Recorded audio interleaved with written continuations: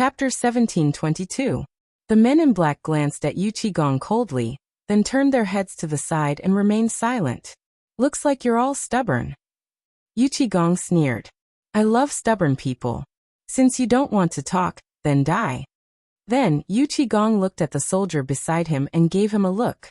The soldier understood and dragged the men to the side of the corpses. He took out the long sword at his waist and finished them off with one slash.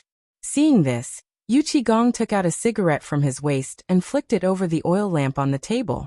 He put it in his mouth and took a deep puff. He exhaled the smoke and muttered to himself, "This is the 5th batch tonight. Chang'an is going to be chaotic." Then, Yuqigong glanced at the men in black squatting in the corner and frowned. These people were just caught, but they were from Jinla, Tubo, and Tuyuhan. The Tang dynasty was on good terms with these countries, so he couldn't just kill them. But after interrogating them for a long time, there was no result. Should he kill them or let them go? Yuqigong was stumped. He glanced at the men in black, then looked at the soldier beside him and said, "Lock them up. Don't let any of them escape." Then he turned and walked out of the house. The next day, early morning. As the morning bell rang, the morning court officially began. At this time, the hall was filled with officials holding white jade tablets. They all looked solemn and serious. Li Shimin sat on the dragon throne and looked down at everyone. "Greetings, Your Majesty." The officials bowed. "Everyone, please rise." Li Shimin waved his hand and gestured for everyone to rise. After getting up, Yuqigong stepped forward and bowed. "Your Majesty, last night, a large number of Tubo, Tuyuhan Indian, Turkic, and even Goguryeo spies appeared in Chang'an. They seem to be after that cotton coat." What? Li Shimin's eyes flashed with disbelief. He knew that once the cotton coat was revealed, the foreign ambassadors in Tang would definitely take action. But he didn't expect to catch so many in one night. From this, it could be seen how tempting this thing was to them. These places, especially Goguryeo, the Turks, Tubo, and Tuyuhan, did not have a good winter. Almost every year, it was up to the heavens to see if they could survive. But now it was different. Fengzi had created such a thing. Once this thing flowed into these places, what would the consequences be? Li Shimin knew this better than anyone else. It was almost as if the cold no longer affected or weakened them. This was not a good thing for the Tang dynasty. However, the most troublesome thing right now was Tubo and Tuyuhan. Although there were plans to target them, these plans were still in progress. Furthermore, whether or not he should give it to her was a difficult question. Li Shimin knew that the reason these envoys did not come to court today was probably because they were considering the matter of the missing people last night. Once they recovered, then tomorrow's morning court session. Li Shimin's expression could not help but change. But he still flicked his sleeves and said calmly, "Minister Yuqi, what do you think about this?" At this moment, the officials in the court were in an uproar. Previously, they had thought that this was rather baffling. After all, the Tang envoys were always very low-key in Chang'an. How could such a thing happen? But what did His Majesty mean? The Emperor meant. Could it be that all of this was real? For a moment, the court was in an uproar. What? The Turk spies? Why did these spies come to the Tang dynasty? Could it be that these guys have some bad intentions? On the dragon throne, Li Shimin frowned and glanced at the crowd. Seeing this, little Gizi hurriedly shouted in a sharp voice, "Stop arguing." Hearing little Gizi's words, everyone quickly stopped talking and stood respectfully in place. Seeing this, Li Shimin shifted his gaze to Yuqigong and said slowly, "Yuqigong, tell me in detail what happened last night." "Yes, Your Majesty." Yuqigong regained his composure and said, "Last night, when I was patrolling Chang'an, I discovered quite a number of men in black. Later, I sent guards to apprehend them, but they were discovered to be Turkic spies. After interrogating them, they refused to say anything and were killed by me. However, later on, I discovered quite a number of spies from Jinla, India, Tubo, and Tuyuhan. Among them, there were even some Wuxia spies who wanted to break into Zhang Mansion at night. I didn't dare to make a decision." Hearing this, Li Shimin frowned. The Turks and Indians were easy to understand. They were just spies for some information. Just kill them. But why would these Woku pirates break into the Zhang residence at night? Could it be related to the recent cotton clothes? I need to interrogate them more. And Zhenla, Tubo, and Tuyuhan. The Tang dynasty has always been on good terms with them. What are they thinking now that they sent spies? If I kill these people, it will inevitably cause conflict between the two countries and may cause some unnecessary trouble. But if I don't kill them, I can't show the imperial power of the Tang dynasty. This is a bit difficult. Chapter 1723. He glanced at the crowd and said slowly, "Dear ministers, what do you think we should do with these spies?" As soon as he finished speaking, everyone frowned. They looked at each other and pretended to be mute. Wei Zheng, who was standing at the front, turned his head and glanced at the crowd with disdain in his heart. He thought to himself, "You guys are usually the ones who quarrel the most. Why aren't you talking now? Why are you all pretending to be mute?" After a cold snort, Wei Zheng took a step forward with the white jade tablet in his hand. "Your Majesty, I suggest that we release all these spies." Li Shimin looked at Wei Zheng in surprise. "Dear Minister, why do you suggest that we release these spies?" "Yes, why do you want to release these spies, Lord Wei? Don't you know what kind of harm it will cause to the Tang dynasty if we release these spies?" Everyone looked at Wei Zheng with a puzzled expression. "Let's not talk about what kind of loss it will cause to the Tang dynasty. Even if we kill them, there will be spies who will continue to sneak into the Tang dynasty. There are thousands of spies. Can you kill them all? If we release these spies, it will be different." Wei Zheng smiled faintly and said slowly. A grand scribe walked out and asked curiously, "What's the difference?" Wei Zheng glanced at the grand scribe and said, "If we release these spies, we can numb these countries and make them relax their vigilance. It will be more convenient for the Tang dynasty to do things." "How can we do that? If we release these spies, they will think that the Tang dynasty is afraid of them." The grand scribe waved his sleeve and was very dissatisfied. Then he looked at Li Shimin and said, "Your Majesty, please give the order. I am willing to lead the army to immediately attack Tubo, Xinla, and other countries. I only need 200,000 soldiers." As soon as he finished speaking, a row of generals stood up as if they had been injected with chicken blood. "Your Majesty, I only need 150,000 soldiers to immediately attack Tuyuhan and show the imperial power of the Tang dynasty. Your Majesty, I only need 100,000 soldiers to attack the Woku pirates."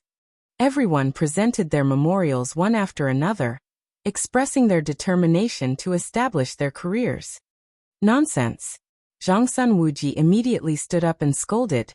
"The Battle of Chiotzi is getting more and more intense. How can we attack other countries? Moreover, Lord Wei is right. Releasing these spies is undoubtedly the best choice for the Tang dynasty." Zhangsun Wuji ignored the grand scribe and turned to Li Shimin. He cupped his hands and said, "Your Majesty, this subject suggests that we release these spies." As soon as he finished speaking, the other civil officials exchanged glances with one another before stepping forward one after another. "Your subjects agree." "This subject agrees." Seeing this, Li Shimin narrowed his eyes. He didn't say anything, but his mind was racing. According to Wei Zheng, releasing the spies and continuing to maintain a good relationship with Xinla, Tubo, and Tuyuhan would also numb the enemy and make them think that the Tang dynasty was afraid of them. At most, they would lose some face. In this way, it would be more beneficial for the future development of the Tang dynasty. However, if they started a war with these countries, the Battle of Chiotzi would definitely be affected.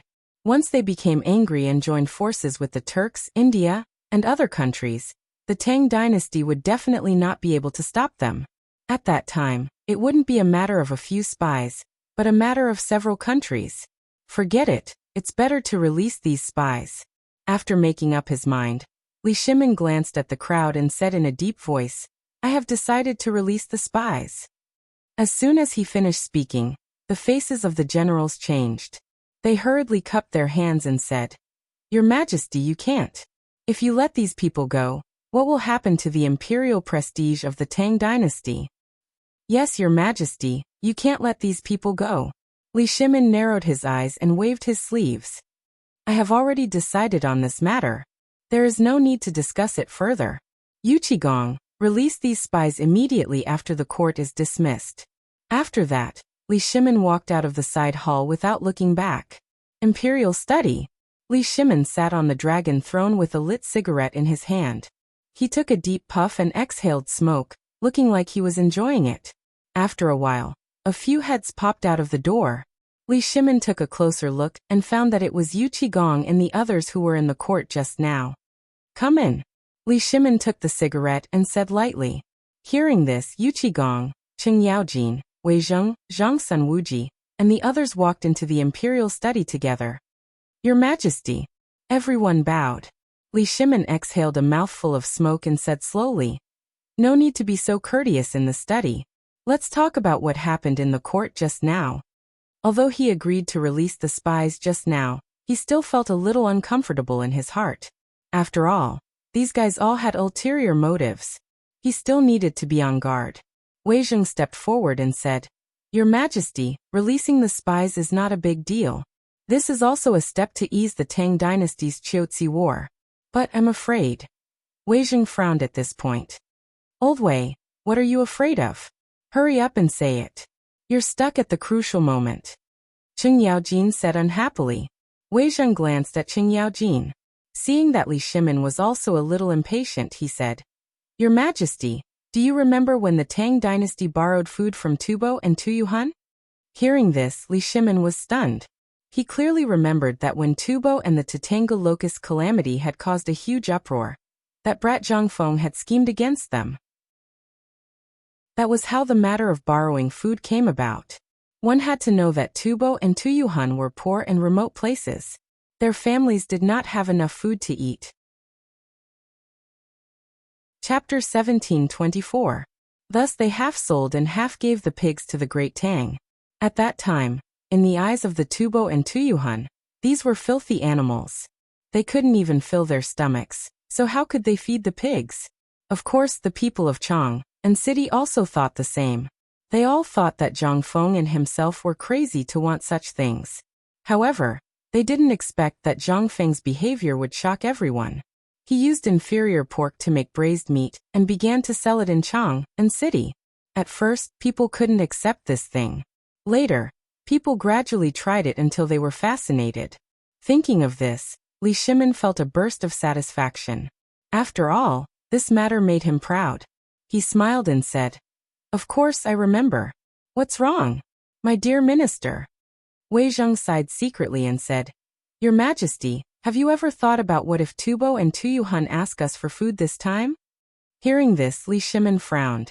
He really didn't think about this problem because Tubo and Tuyuhan didn't mention this matter at all. It was as if this incident had never happened. Everyone had forgotten about it. Now that Wei Zheng mentioned it, he slowly recalled. Have you thought of a way? Li Shimin asked. As soon as his voice fell, Qing Yaojin jumped out. What way? We've already borrowed it. Your Majesty, let's be straightforward and not return it. Yes, those two guys won't dare to come to the Tang dynasty. To the side, Yuqi respectfully agreed. Wei Zheng denied. No, this matter must be dealt with. Otherwise, it will affect the relationship between the Tang dynasty and the two countries. Li Shimin frowned. If it were other countries, they wouldn't return it. However, Tubo and Tuyuhan had always been friendly with the Tang dynasty. Moreover, the people of the two countries were still in a state of food shortage. The people did not have enough to eat, and there were internal riots. The Tang dynasty had just sent 100,000 soldiers to help them stabilize the situation. If things turned sour at this time, what would happen to the soldiers of the Tang dynasty? What if the other side flew into a rage out of humiliation and joined the Battle of Qiuzi? Then what do you think we should do? Li Shimin took a puff of his cigarette and said slowly. Wei Zheng said with an embarrassed expression.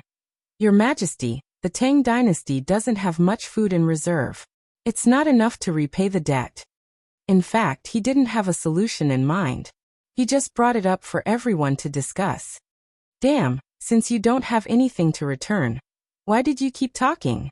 If you want me to say it, what's there to return? I borrowed it with my own ability. Why should I return it? Qing Yaojin said in a sarcastic tone. That's right. Those two old fellows can't even take care of themselves right now. How would they have the time to ask for food from us? I think you guys are worrying too much. Yu Qigong also laughed it off. In fact, Li Shimin had thought of not returning the debt. However, because of the Battle of Chiotzi, he couldn't do that. After all, he was the emperor and had to think of the entire Tang dynasty.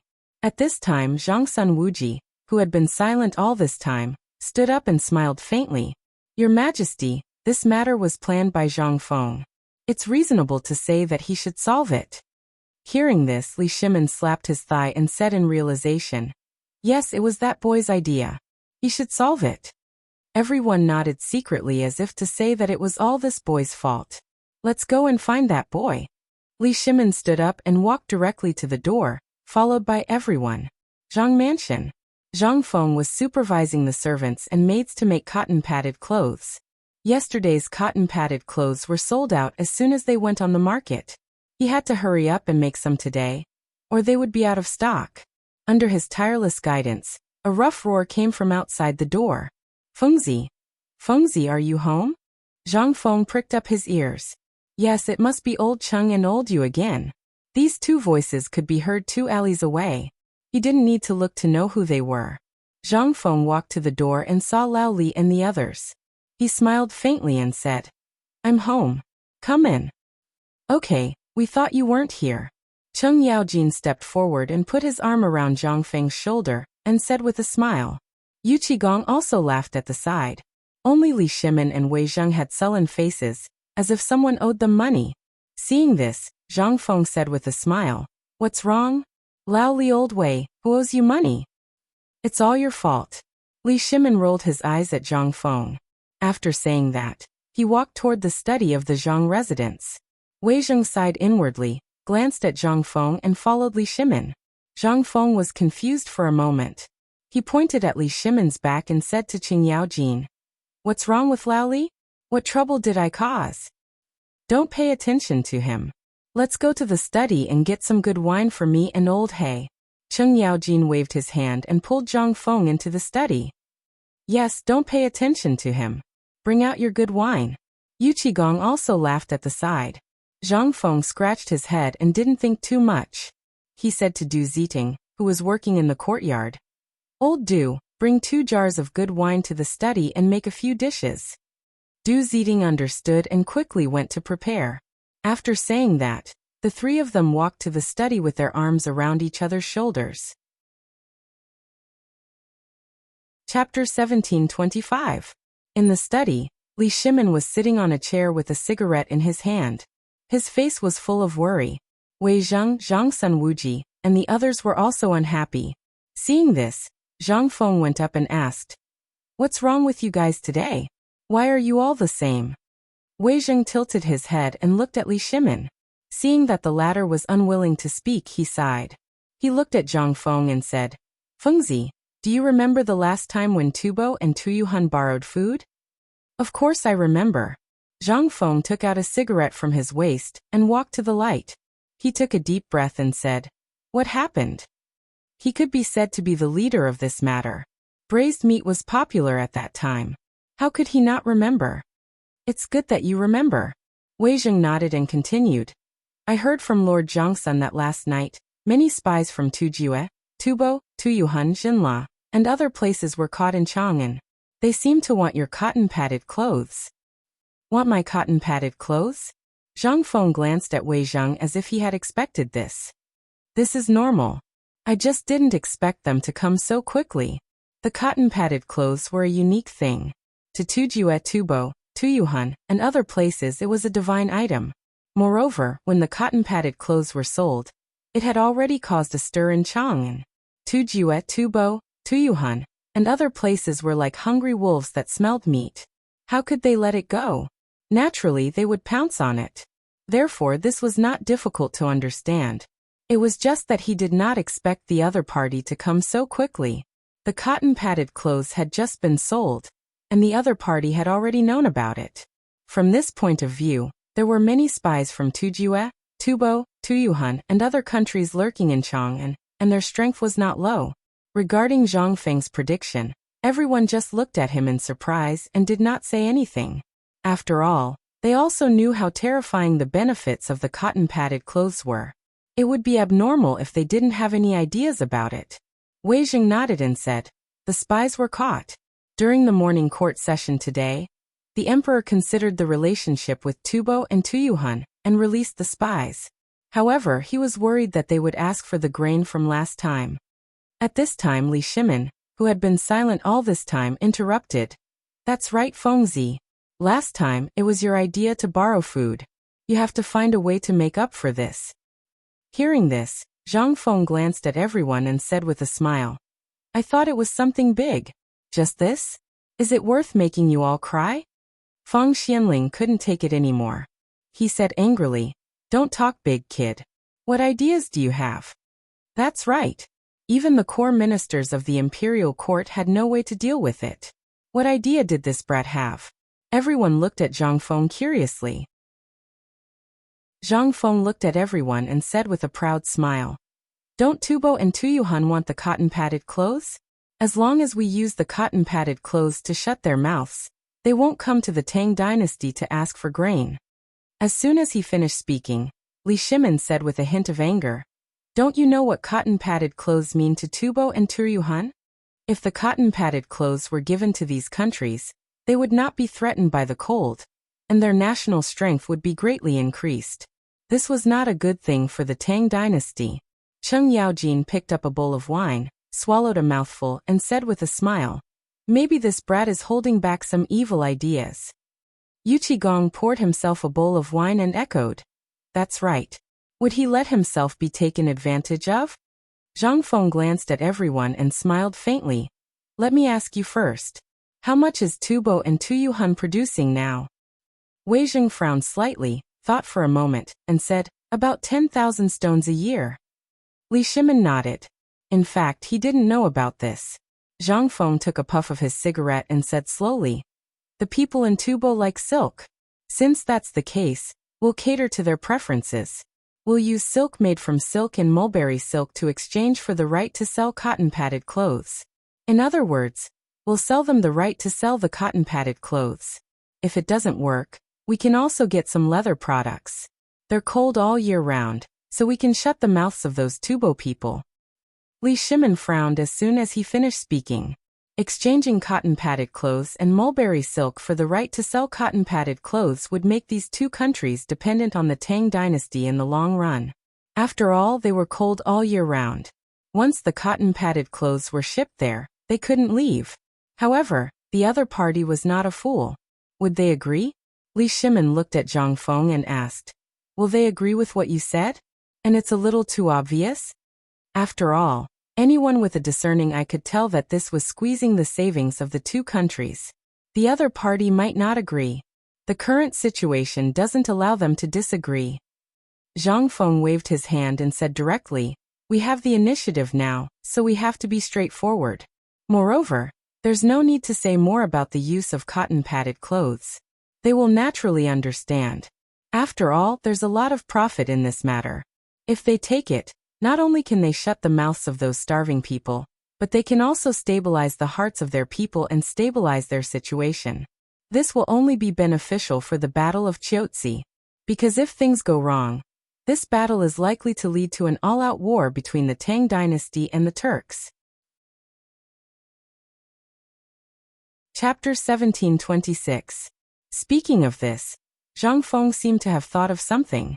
The war between the Tang dynasty and the Turks?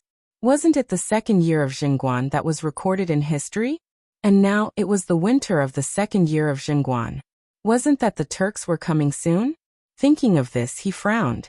The attack of the Turks was recorded in real records. It was definitely not groundless. Now they were facing the attack of the Turks, and there were less than a few months left. It seemed that he had to prepare something. Li Shimin saw Zhang Feng's expression and thought that it was not feasible, so he quickly asked, "What's wrong? Fengzi, is it not possible?" Zhang Feng shook his head, and a trace of worry flashed in his eyes. "It's not about the Tubo and Tuyuhun, but I thought of something else." "What is it? How could she make a reckless brat like you so worried?" Cheng Yaojin laughed at the side. He was right. Zhang Feng had always acted like a cynical boy, and there were not many things that could make him worry. Cheng Yaojin's words aroused everyone's curiosity. Looking at everyone's puzzled faces, Zhang Feng sighed and said slowly, "This winter, the Turks will come to the Tang dynasty to kidnap." Before he finished speaking, Li Shimon's body suddenly shook, and the cigarette in his hand fell to the ground. He looked at Zhang Feng in horror. "Fengzi, is what you said true?" "Yes, Fengzi, this matter can't be joked about." "Fengzi, how did you know?"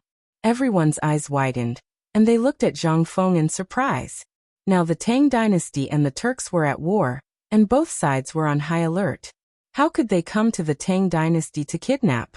In other words, the Turks no longer had any other forces to come to the Tang dynasty, so there was no reason for them to plunder the Tang dynasty. Zhang Feng glanced at the crowd, paused, and then said, "I heard my master mention this by chance. He said that there will be a huge snowstorm in the Turks this winter. Due to years of war, frost, drought, and other natural disasters, countless cattle and sheep will be frozen to death. Even people will not be spared. This is the main reason why the Turks came to the Tang dynasty to plunder." "What?" Li Shimin exclaimed. "The Turks can freeze cattle, sheep, and people to death." He had heard of his master, Zhang Feng, more than once. He could be said to be a prophet. Previously, he had predicted a plague of locusts, and in the end, a plague of locusts had really appeared. He didn't have the slightest doubt that there would be a blizzard in the Turkic Khaganate. Originally, he had been worrying about the war in Chotsi, and not having a chance to attack the Turks. This was simply a heaven-sent opportunity. As long as he suddenly launched a surprise attack on the Turks, he would definitely be able to win by surprise. Li Shimin quickly asked, "Fengzi, did your master say anything else? For example, if we take this opportunity to attack the Turks, will we be able to win?" Cheng Yaojin and Yu Qigong at the side heard this and instantly became spirited. They also knew that Zhang Feng was talking about his master, so they naturally believed him without a doubt. Moreover, they were all generals who had obtained their current noble titles by virtue of their military achievements. Although their current noble titles were already the highest, their soldiers, children, and grandchildren had yet to achieve any military achievements. They must not let go of this opportunity. Once they succeeded in taking down the Turks, their subordinates, children, and grandchildren would be safe for several generations. Zhang Feng glanced at the fervent gazes of the crowd and sighed.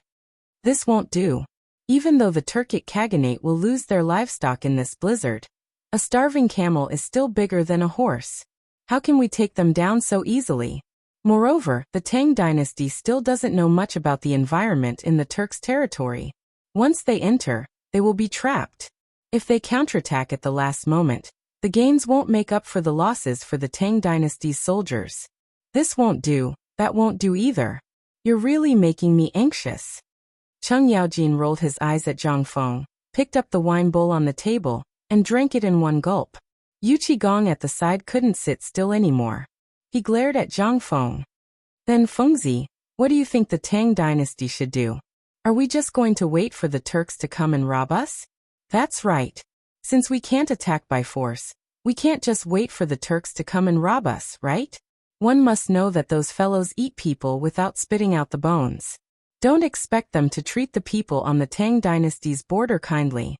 Li Shimin waved his hand, indicating Cheng Yaojin and Yu Qigong to stop quarreling. Seeing this, the two resentfully glared at Zhang Feng. Each of them held a wine jar and didn't say anything. "Fengzi, although their words aren't pleasant to hear, they make some sense. The Turks are in great trouble now. This is a good opportunity for the Tang dynasty to take them down. How can we let it go so easily?" Li Shimin looked at Zhang Feng and said seriously. He himself very much wanted to take down the Turks. Since the Wei River Alliance, this matter could be said to be the biggest knot in his heart, and also a shame. At that time, the two fellows of the Eastern Turks, Xieli and Tuli, didn't abide by the treaty and suddenly sent troops. The main force entered the Wei River and went straight to Chang'an city. At that time, Chang'an's military strength was empty, and everyone was in danger. He had no choice but to sign another treaty with Xieli and Tuli on the Wei River Bridge. Although the danger of Chang'an was temporarily alleviated, this matter also became a thorn in his heart that couldn't be removed for a long time. Now that there was such an opportunity, how could he let it go? Zhang Feng looked at Li Shimin deeply. He knew what the other party was thinking. Didn't he want to take this opportunity to destroy the Turks? Chapter 1727. It was a good idea, but how could the Turks be so easy to destroy? You should know that the Turks have always lived in tribes. They usually only care about themselves, but once there is a threat, they will immediately gather together and form a powerful force. This kind of force can't be underestimated. In addition, the weather over there is extremely cold, and the night and the day are two different worlds. Even if the Tang dynasty's soldiers wear cotton-padded clothes, they can't withstand such a sudden drop in weather. Plus, we don't know much about the Turks, so we'll just be courting death if we go there. This Li Shimin frowned. Such a good opportunity, but Zhang Feng actually asked him to give it up? If he really gave it up, once the Turks recovered, it would be even more difficult to fight in the future. But if they really attacked, according to Feng Zi, the Tang dynasty's soldiers had never experienced such weather before. Even if they wore cotton-padded clothes, how could they withstand it? Moreover, the Tang dynasty didn't know much about the Turks. If they were ambushed or shot, the Tang dynasty's soldiers would die in a foreign country. The most important thing was the counterattack before death. He himself was a commander in war, so he deeply understood that the potential before death was very terrifying. Li Shimin sighed, looked at Zhang Feng and asked, "Then, Feng Zi, if the Tang dynasty doesn't attack, how should we deal with the Turks?" Even if they didn't attack, they had to take some precautions. They couldn't let this guy get any benefits. Hearing Li Shimin's words, Cheng Yaojin and Yu Qigong immediately lost their patience. The wine in their hands was no longer fragrant. They threw away the wine jar and looked at Li Shimin. Why not? If these bastards are not killed, sooner or later, they will be a threat to the Tang dynasty. The two were filled with righteous indignation and high spirits. They were a little selfish and wanted to earn some merits for their descendants and subordinates. But more than that, he wanted to get rid of this scourge for the Tang dynasty and protect the people of the Tang dynasty. After all, they were the Duke of Yi and Duke of Lu of the Tang dynasty, so they were aware of this. Seeing this, Li Shimin glared at the two of them. Only then did they angrily sit on the chair and pant. Zhang Feng glanced at Cheng Yaojin and Yu Qigong. He took a deep puff of his cigarette and exhaled the smoke. Then he looked at Li Shimin and said slowly, "Actually, I can understand old Cheng and old Yu's feelings. Those bastards must be killed, but not now. The most important thing for us now is to lay out the plan." "Lay out?" Li Shimin asked in surprise. "How?" Just now, when he saw Zhang Feng's expression, he knew that he had a way. Otherwise, he would not have told him the news so easily. Zhang Feng swept his gaze across the crowd and said seriously, "Firstly, scorched earth and cleared fields. This scorched earth and cleared fields is a vicious strategy. You have to be vicious to your enemies and to your own people. Aren't those Turks going to invade Great Tang and plunder resources at the borders? Then we won't leave anything for them. As long as you tell the Lord Zhongsun to let the Lord Zhongsun submit a memorial to His Majesty. Let the soldiers at the border take the people and flee to Chang'an. Before they leave, burn the houses, kill the livestock, take the gold and silver, and everything that can be taken. If we don't leave anything for the Turks, I'll see what they will rob." Li Shimin narrowed his eyes. Obviously, he was thinking carefully. The scorched earth strategy had been recorded a long time ago. Sun Yu of the Three Kingdoms had used this strategy. Although he destroyed his own things, he also dealt a heavy blow to the Turks who came to rob. They could not rob anything. Without supplies, they would be less of a threat to the Tang dynasty. Wei Zheng stroked his beard and said, "This strategy is good. At least it can make the Turks return empty-handed." Zhang Sunwuji and Fang Xianling also nodded secretly, thinking that this strategy was feasible. "Feng Zi, go on." Li Shimin reminded him. Zhang Feng nodded and continued, "The second strategy is to attack the mind. As I said just now, although the Turks are powerful, they are pieced together by tribes. Once people are separated, their beliefs will be different. For example, the Eastern Turks worship the wolf god, the Western Turks believe in the longevity heaven, and the Eastern and Western Turks are composed of various tribes. Among the tribes, There are other beliefs such as the fire god, the water god, the god of plagues, and so on. Li Shimin nodded and said, Indeed, the Turks have many beliefs. Almost every tribe has its own god. Because of different beliefs, there are long wars between the tribes, and the casualties are not less than that of a war. However, what does this have to do with what you said? He was the ruler of a country. Naturally, he had to understand the habits and customs of his opponents. Only in this way could he win every battle. Long ago, he heard that there was a dried wolf bone in the tent of the leader of the Eastern Turks. That was the heavenly wolf god, which was their belief. The Western Turks believed in the longevity heaven. They believed that everything in front of them was given by God. Therefore, they would pray 3 times a day, including during meals. Chapter 17:28. In addition to these, there were many other beliefs. But why did this guy mention this now? Wei Zheng and the others were also confused. Zhang Feng said with a smirk, Most of the Turks are ignorant, so there are many gods. Their beliefs are so modeled that there must be feuds between the tribes. It was only because Xieli forced them to live together. Think about it, if someone who has a big grudge against you suddenly speaks ill of you, can you accept it? Of course not. Yu Qigong jumped 2 feet high. I knew this guy was not a good guy. It turns out that he was waiting for this. Zhang Sun Wuji narrowed his eyes and smiled. You want to use the gods of the Turks to make a fuss, don't you? Li Shimin suddenly understood. I knew it. This guy took such a long detour with me. It turns out that this is the reason. Zhang Feng smiled but said nothing. Yu Qigong was a little confused. What do you mean? What's the use of the Turk stuff? Qing Yaojin patted him on the shoulder and said with a smile. You don't know this, do you? This guy wants the Turks to have internal strife. That's right. Zhang Feng nodded and said. The Turks have many gods.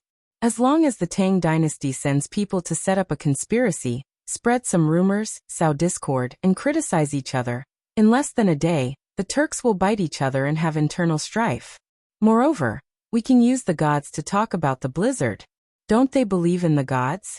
This is a good opportunity to push the blame of the blizzard onto the god's head, making all the Turks think that the other tribe worshipped the wrong evil god, causing this blizzard.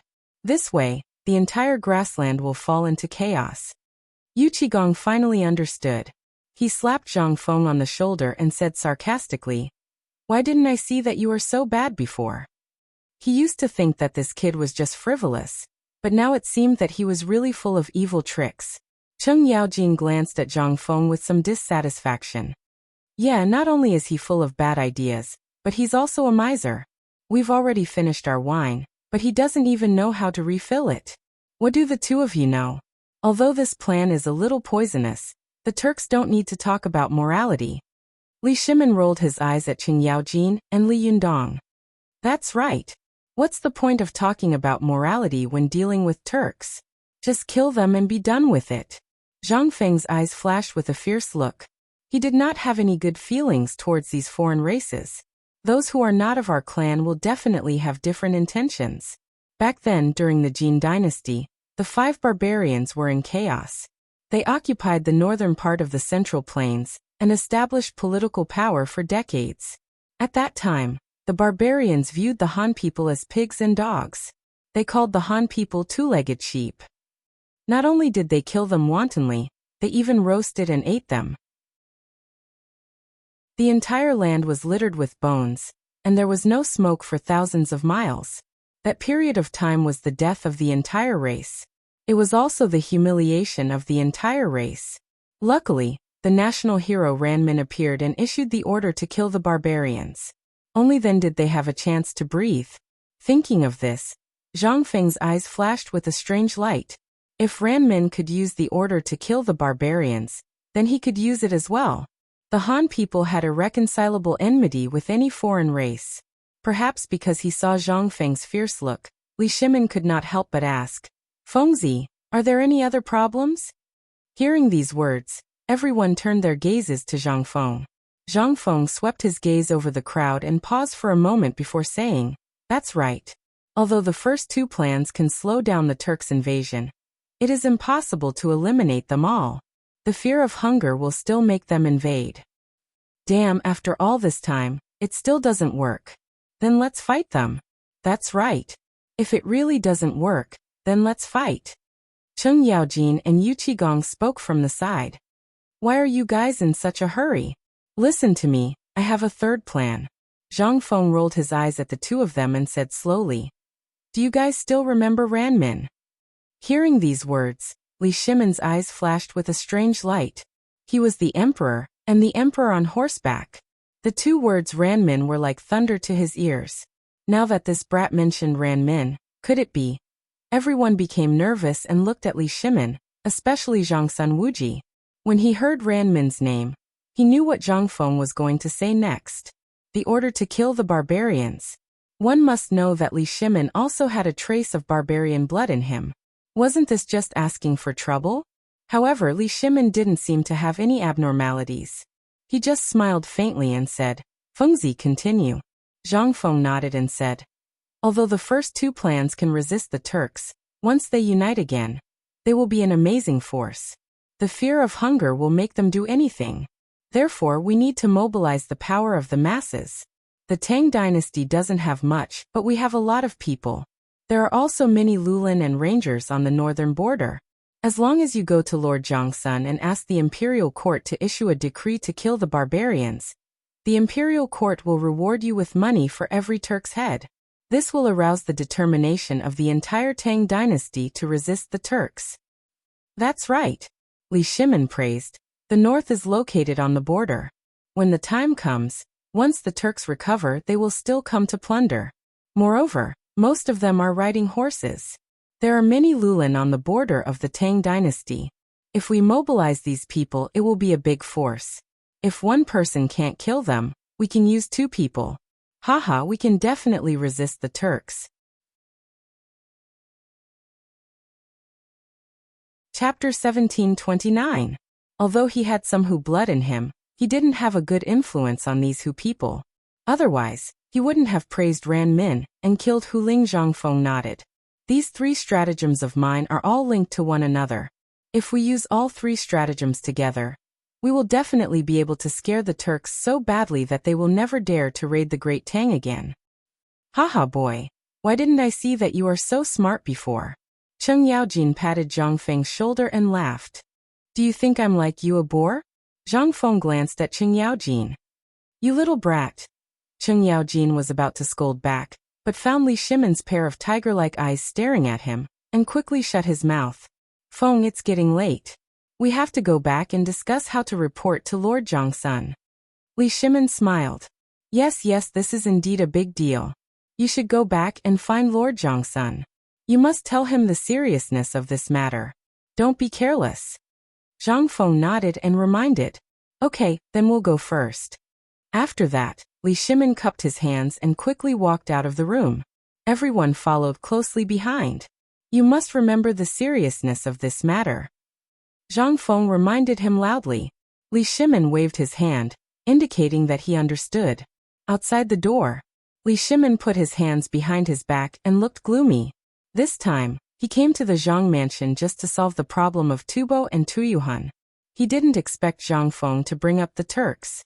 This was truly a case of one wave rising after another before the first wave had even subsided. However, he never doubted Zhang Feng's words. Instead, he trusted him. Although he had 3 plans to defeat the enemy, he still had a trace of worry in his heart. This might be the sense of crisis as an emperor. He turned his head and glanced at everyone. Everyone go back to the imperial study to discuss political affairs. After that, Li Shimon walked forward without looking back. Everyone looked at each other and followed closely behind without saying a word. No one spoke a word along the way. Everyone rushed back to the imperial study. Li Shimon sat on the dragon throne with one hand supporting his head, and the other holding a cigarette. You all heard what Fengzi said just now. Tell me what you think. Everyone looked at each other, but no one had the intention to speak. After all, this matter was far too important. The Turkic invasion had yet to be confirmed, so how could they speak of it? Li Shimon lit the cigarette on the oil lamp and took a puff. He glanced at the crowd and finally fixed his eyes on Wei Zheng. Wei Zheng, you say something. Wei Zheng cupped his hands and said, Your Majesty, I just heard from Feng Zi that this matter was said by his master. I think it is most likely true. Li Shimin nodded and exhaled a mouthful of smoke. Well, go on. I think the 3 plans Feng Zi mentioned just now are feasible. First, the Turkic people are located at the northern border of the Tang dynasty. Once they invade, they will cause immeasurable losses to the people at the border. If we evacuate the people and supplies at the border, the Turkic people who travel long distances will not be able to get supplies. Without horses and food, we can turn from passive to active. Second, according to the report of the spies of the Tang dynasty and the Turkic people, there are indeed many gods in the Turkic people, and there are often wars between the tribes. Third, the foreign races have always had a great hatred for us, not to mention the Lulan and wanderers at the border. Once the order to kill them is issued, it will definitely cause a reaction. Li Shimin glanced at everyone. What about you? What do you think? I think it is feasible. I second it. Li Shimin nodded and said, In that case, Yu Qigong and Cheng Yaojin will be in charge of scorching the defense and clearing the wilderness. They will evacuate all the people at the border. If they can take away the things, take them away. If they can't, burn them. Wei Zheng will be in charge of contacting the spies of the Tang dynasty and the Turkic people, and let them leak information to cause a disturbance in the grassland. The order to kill them will be issued after these 2 things are done. Yes, Your Majesty. Yes, Your Majesty. Everyone bowed. After receiving the order, Yu Qigong and Cheng Yaojin immediately left the imperial study. As generals, they naturally knew the importance of this matter. They took 2 horses from the guards and mobilized 10,000 people to gallop toward the border. The border was not very far, but it was not close either. Even if they rushed without stopping, it would still take a day and a night. But when they thought of the people at the border, they were shocked. In order to reduce the casualties of the Tang dynasty, they ordered that everyone could only rest for 2 hours a day. Finally, under the tireless rushing of the people, the large group arrived at Yanmen Pass on the 3rd day. When the soldiers guarding the pass saw Cheng Yaojin and Yu Qigong holding the token in their hands, they quickly let them pass. The north had been barren since ancient times. At a glance, there were only deserts and very few people. Because the people at the border had to resist the invasion of the Turkic people and the blizzards, most of them lived together and built a large village. However, there was only sand in front of them. There was no living thing at all. This made Yu Qigong dumbfounded. Alas, old Cheng, what about the people at the border? Cheng Yaojin took the straw in his mouth and glanced around. He could not help but frown and say, How do we know? Send 2 soldiers to take a look first. Yu Qigong glanced at the soldier leading the horse and said, Old Wang, give me the reins. You take a group of people to look for the people nearby. The soldier called Old Wang nodded and handed the reins to Yu Qigong. He then led a group of people and disappeared in front. Chapter 1730. After a while, Old Wang came back with a tall and thin man. Old Wang bowed and said, General, when I went to look for the village just now, I met a local resident and brought him back. Cheng Yaojin and Yu Qigong looked at the man in front of them, and their brows slowly furrowed. Although this person was a man, his body was not as strong as the women in Chang'an city. He was as thin as a match, and his eyes had no spirit at all. They were turbid and had sunken deep into their sockets. His hair was messy like a bird's nest, and his clothes were tattered, with only half a piece of cloth covering his buttocks. In fact, Cheng Yaojin had already guessed that the border was extremely poor before he came, but he didn't expect it to be so difficult. There was not even a complete piece of clothing to cover the body. Moreover, looking at the man in front of him, it seemed that he hadn't eaten for a few days. Alas, the people of the Tang dynasty at the border not only had to endure the invasion of the Turks, but they also had to worry about food. Just as Cheng Yaojin was thinking about how to ask, Yu Qigong spoke first. Man, let me ask you. What's your name? Are you from the border? Hearing this, the man quickly lowered his head and looked like he didn't want to speak. Obviously, this person was often bullied. He was timid and very afraid of officials. Seeing this, Cheng Yaojin rolled his eyes at Yu Qigong, then looked at the man and said, "Man, don't be afraid. We are not bad people. We are soldiers of the Tang dynasty. This time, we came to the border to carry out military affairs. We also came to ask you about it. Can you answer my question?" Old Chung was indeed a rough man. When he saw that the man was afraid, he quickly changed his way of communication. However, he couldn't blame him. He said that he had brought a group of people with him who knew what he was doing. Besides, this was the border. It was necessary to be cautious. When the man heard Cheng Yaojin's words, he raised his head slightly and glanced at him. Seeing the latter smile back, he asked in a hoarse voice with uncertainty, "Really? Are you here to ask us about it?" Cheng Yaojin smiled kindly and nodded. Hearing this, the man said cautiously, "My name is Ergo. I'm from the border." Upon hearing that, Yu Qigong was instantly overjoyed. "It's good that he's from the borders. Quick, bring us to him." Before he could finish his sentence, Cheng Yaojin kicked him. "Lao Tzu, shut up." Yu Qigong couldn't take it anymore. "Old Cheng, what are you doing?" Cheng Yaojin rolled his eyes at Yu Qigong and ignored him. He had already cursed him 1,000,000 times in his heart. Then he looked at Ergo and said, "Ergo, you don't look like you've eaten. Come eat something first." After that, Cheng Yaojin winked at the soldier leading the horse. The soldier immediately understood and opened the bag he carried with him, revealing a pile of steamed buns and a few pieces of jerky.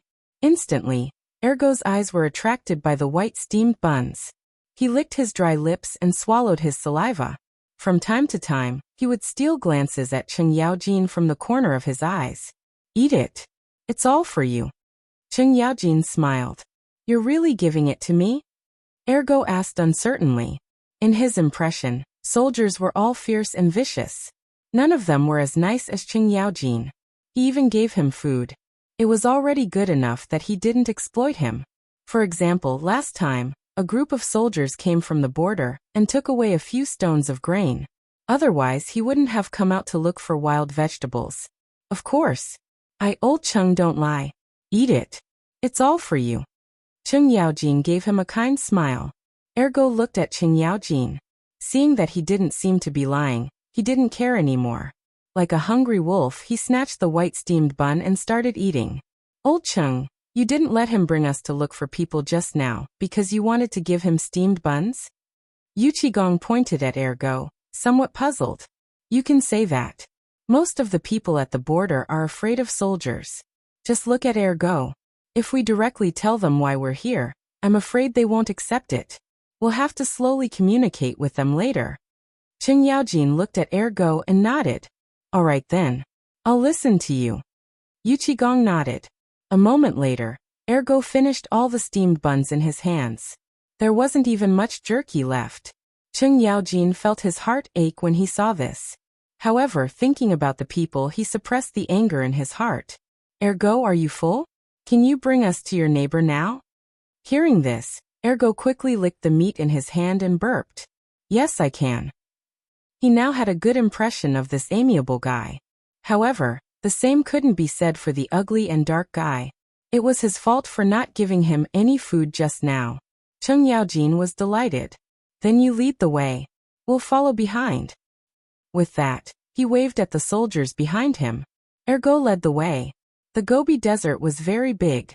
At first glance, everything was gray and hazy. Ergo led the group through many twists and turns. Finally, they stopped in front of a hill. "There, that's our village." Ergo pointed not far away. Cheng Yaojin squeezed the horse's belly and took 2 steps forward. A huge village came into view. It was basically made of straw or mud. Outside the village, there were a few men patrolling back and forth with iron weapons. Occasionally, the cries of livestock could be heard from the alley. Chapter 1731. Let's go, Ergo. Take us to the village. Cheng Yaojin looked at Ergo and smiled. Ergo nodded and walked toward the village. Cheng Yaojin and Yu Qigong followed closely behind. However, something unexpected happened. Before they reached the entrance of the village, a series of uneven roars could be heard. "Who is it? Stop! Don't go any further." The people who spoke were the men with iron weapons at the entrance of the village. Whoa! Cheng Yaojin quickly reined in his horse. He took a closer look and found that the 3 men in front of him were as skinny as air go, but their eyes were extremely fierce. No wonder they were used to guard the village.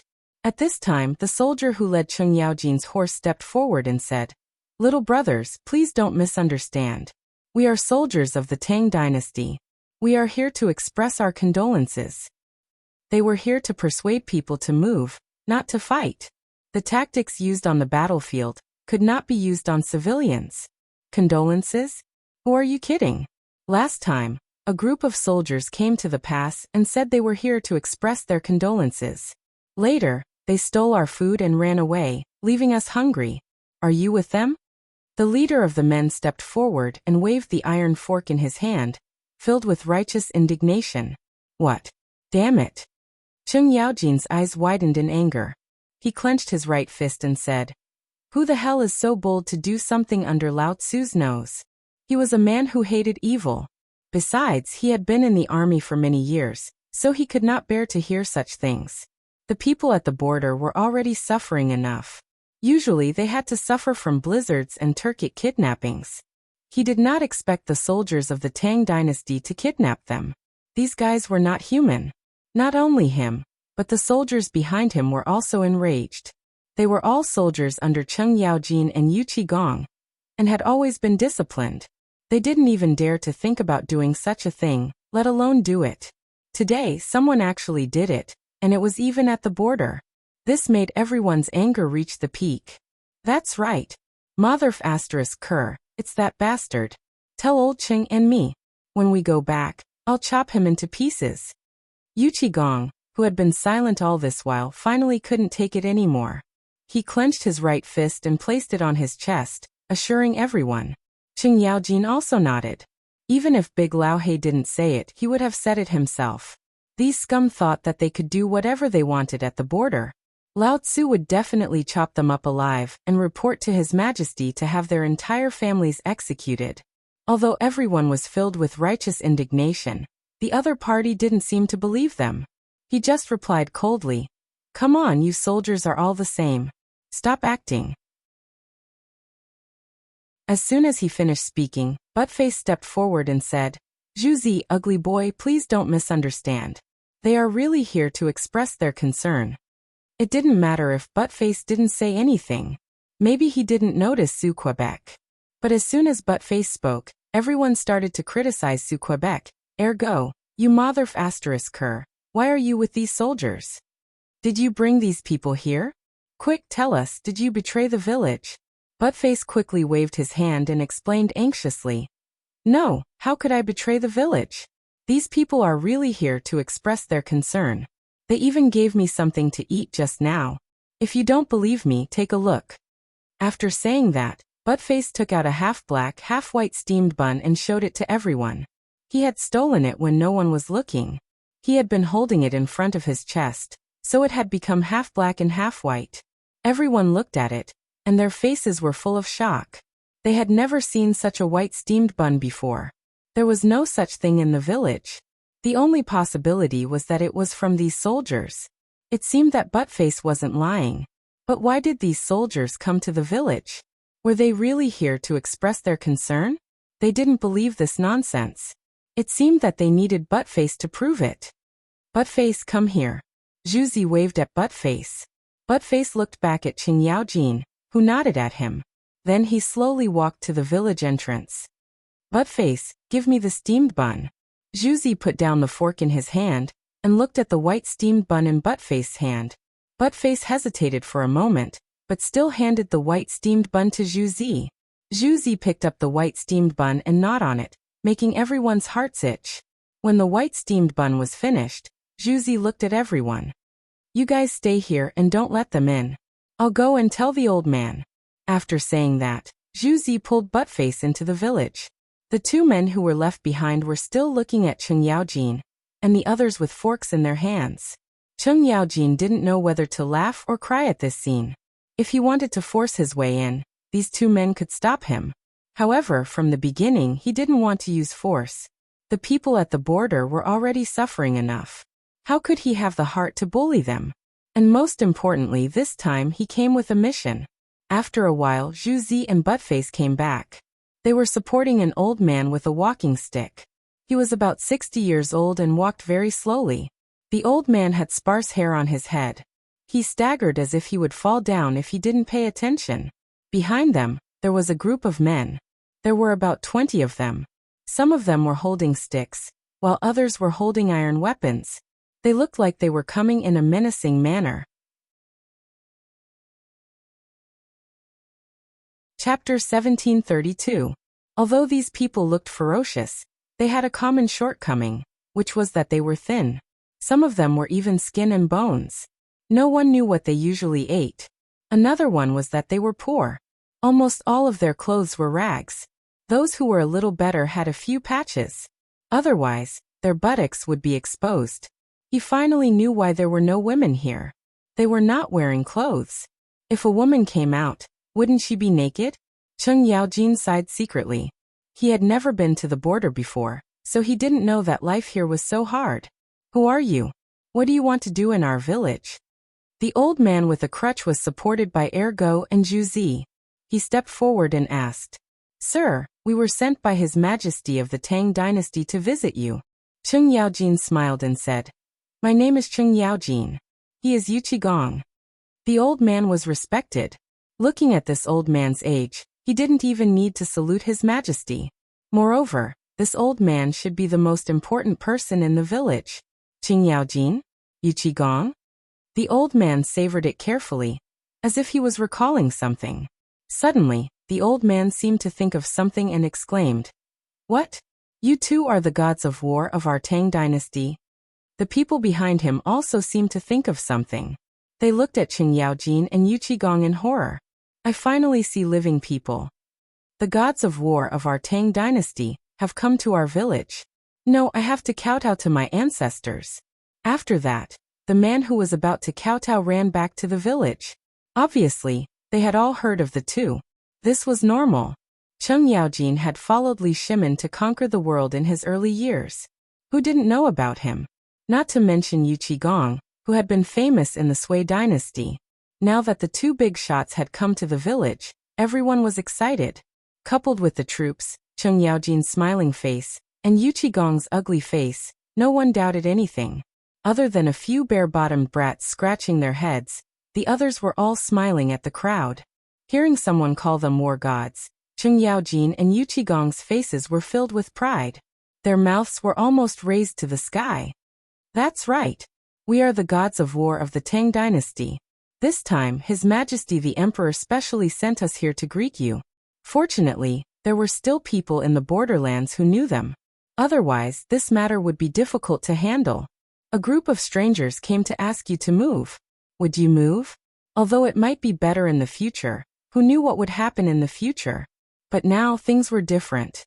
With the titles of Duke of Lu and Duke of Yi, the other side was eager to move. "Great.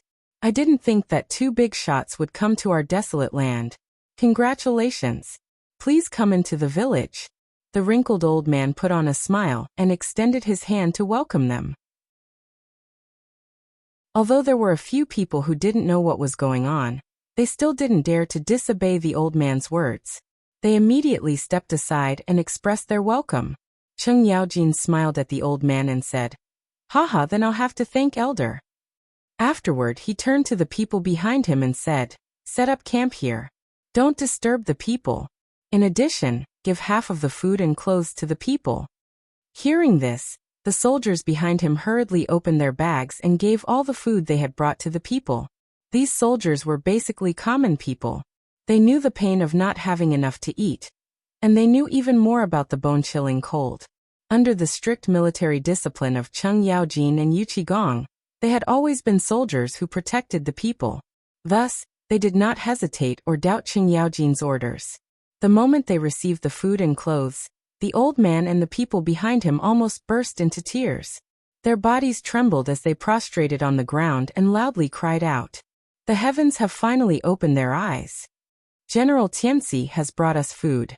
We don't have to worry about starving to death." At this sight, Cheng Yaojin and Yuqigong were both shocked. Before he started the army, he was also a common person. However, he was slightly stronger than them. It was during this chaotic era that he was able to make a name for himself. Otherwise, they would not even know where they would be now. Seeing how excited the people were after receiving the food and clothes, they also felt a sense of satisfaction. Get up quickly, elder. There's no need to be so polite. Cheng Yaojin helped the old man up and smiled. He had never been bowed to by such an old man before. He could not accept it. The old man was slowly helped up by Ergu. Then he looked at Cheng Yaojin and smiled. Thank you, generals, for bringing us food. Please come into the village to talk. Cheng Yaojin was naturally happy. He and Yu Qigong brought 2 guards and followed the crowd into the village. As soon as they entered the village, they saw a dilapidated scene. The roofs of the thatched houses were full of holes. Most of the pillars in front of the door had been eaten by insects. If it rained, wouldn't they freeze to death? The alley was eerily quiet. Other than the sound of people's footsteps, no other sounds could be heard. As they continued walking, they could vaguely hear the sound of crying. It sounded like a woman's voice. Elder, this is? Cheng Yaojin pointed ahead and asked. Sigh. The old man sighed and looked ahead. That's a widow. Her husband has been dead for a year. She hides in that thatched house every day and cries alone.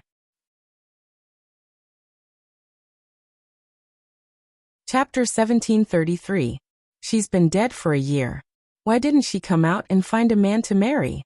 Yu Qigong interjected. Cheng Yaojin rolled his eyes at him. What a sore spot. Is that something for you to worry about? Although Yu Qigong's words were inappropriate, the old man didn't mind. Of course she wants to come out, but the only clothes in the house were buried with her husband. If she comes out, she'll have to be naked. Cheng Yaojin shook his head. He didn't expect women at the border to be naked. Then how does she eat? Yu Qigong tilted his head. He was also curious about this. The people here didn't even have enough to eat. So how did the widow who didn't go out eat? She has a good friend who lends her clothes at night. At night, she'll go out to dig for wild vegetables and fruits. Usually, when we have extra vegetables, we'll ask the woman to send them to her. If we don't have any, she can only starve. Old man remembered that once she didn't eat for 3 days. The woman went to see her and thought she was dead. The old man shook his head and expressed sympathy for the widow's experience. Cheng Yaojin and Yu Qigong looked at the source of the crying. If it wasn't for the fact that the woman was naked, they might have already rushed in. Damn, if the woman didn't have clothes to wear, how was she going to live? Wear Lao Tzu's clothes. But that was just a thought. They took a look and continued walking. After all, the most important thing was to persuade these people to move away. As long as they left, they could escape from their current predicament. The group continued walking into the alley. After a while, a house made of mud came into view. Finally, there was a house that looked passable.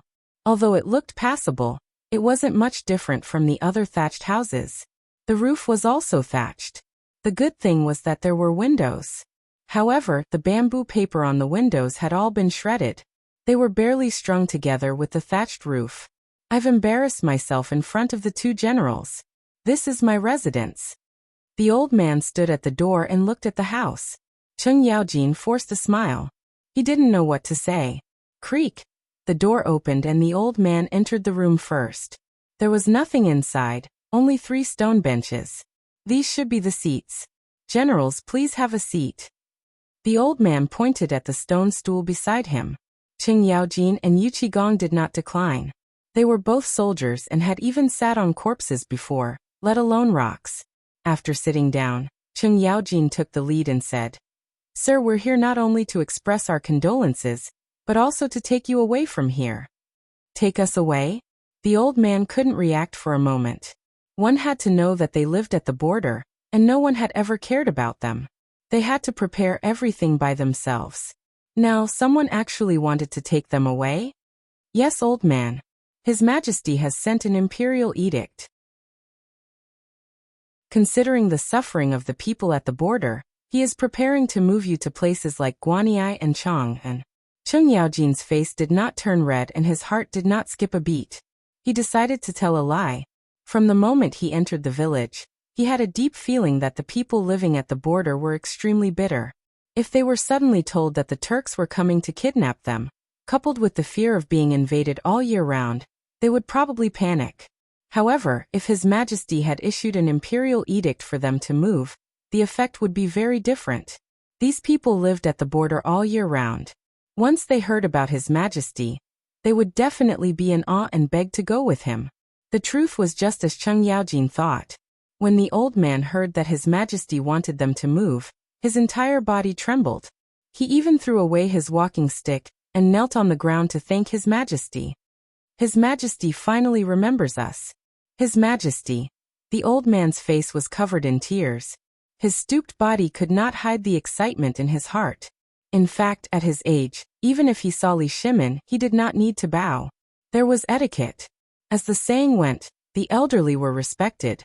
It was just that he did not know if Lao Li, who was far away in Chang'an, could accept this bow.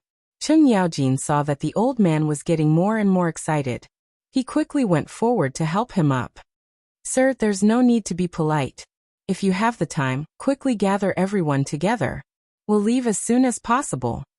Hearing this, the old man grabbed his walking stick and rushed out of the door with more agility than the young man. Yes. I'm old and muddle-headed. I'll quickly gather everyone. Cheng Yaojin looked at the old man's back and could not help but laugh. Just now, this old man looked like he couldn't walk the Dao. Now he felt like he could kill a tiger with a punch. Shang Province and Feng Province had already entered the severe winter season. The whistling northern wind, wrapped in strong cold wind, whistled and raged in the wind, wanting to blow away everything on the ground. However, at this moment, a group of armored soldiers knocked on the doors of the people's houses in the wind and snow. They then hurriedly helped the people leave the place where their ancestors had lived for generations. After they left, their houses were all knocked down. Not even a single piece of bamboo was left intact. Although these soldiers could not bear to do this, this was a military order. Moreover, they were about to fight with that old thief Tuli. It was said that these things would very likely become the Turks' armaments. Chapter 1734. At this time, such a large-scale migration had already spread to the entire Feng Province and Shang Province. The whistling north wind ruthlessly blew on the faces of the migrating people. Their clothes were not enough to cover their bodies, and they could not bear the cold weather. The soldiers gave their extra clothes to the people to barely resist the cold wind and allow them to continue migrating. The people did not have any resistance to this migration. After all, the border was a wild land, and it was not suitable to stay for long. The weather here was not something people could bear. Moreover, the Turks were about to invade. If they stayed, they would only be sending themselves to death or becoming slaves of the Turks. Of course, Li Shimin would not allow such a thing to happen. This time, he sent Cheng Yaojin and Yu Qigong here to carry out this mission. Feng Province, Provincial Governor Manor. The north wind whistled, and the sky was filled with snow. The entire manor was covered in a layer of silver. In the huge courtyard, there was a sea of migrating people sitting around. As they did not have extra clothes, they hugged each other to keep warm.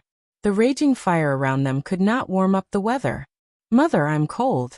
A child snuggled into the arms of a madam. "It's okay. You won't be cold when you sleep." The madam used the only clothes she had to wrap the little girl. In the manor, Cheng Yaojin and Yu Qigong sat around the fire to keep warm. Beside them, there was a tall and thin man wearing a tattered military uniform. This person was the provincial governor of Feng Province, Shirtian. At this time, there was a rush of footsteps outside the door.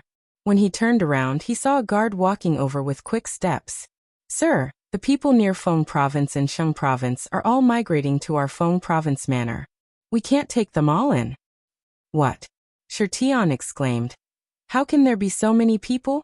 What should we do?" He was no longer in the mood to keep warm. He stood up and paced around the hall. After a while, he finally stopped. He looked at Cheng Yaojin and Yu Qigong anxiously. "My two high dukes, what is going on? Why are there so many people migrating?" Yu Qigong sighed. "Because we have to prepare for war." Hearing this, Shirtian was shocked. He thought to himself, not good. Was something going to happen at the border? War? The soldiers of Feng province did not even have enough to eat. They did not even have good military uniforms. How could they fight? Thinking of this, he could not help but put on a worried expression. My two good Guogongduks, the soldiers of Fengzhou Prefecture, don't even have food. They are all naked. If there is a war, we can't resist. Moreover, in this kind of weather, we will die if we go out. How can we fight? Why don't the two of you talk to His Majesty and transfer me back to Chang'an?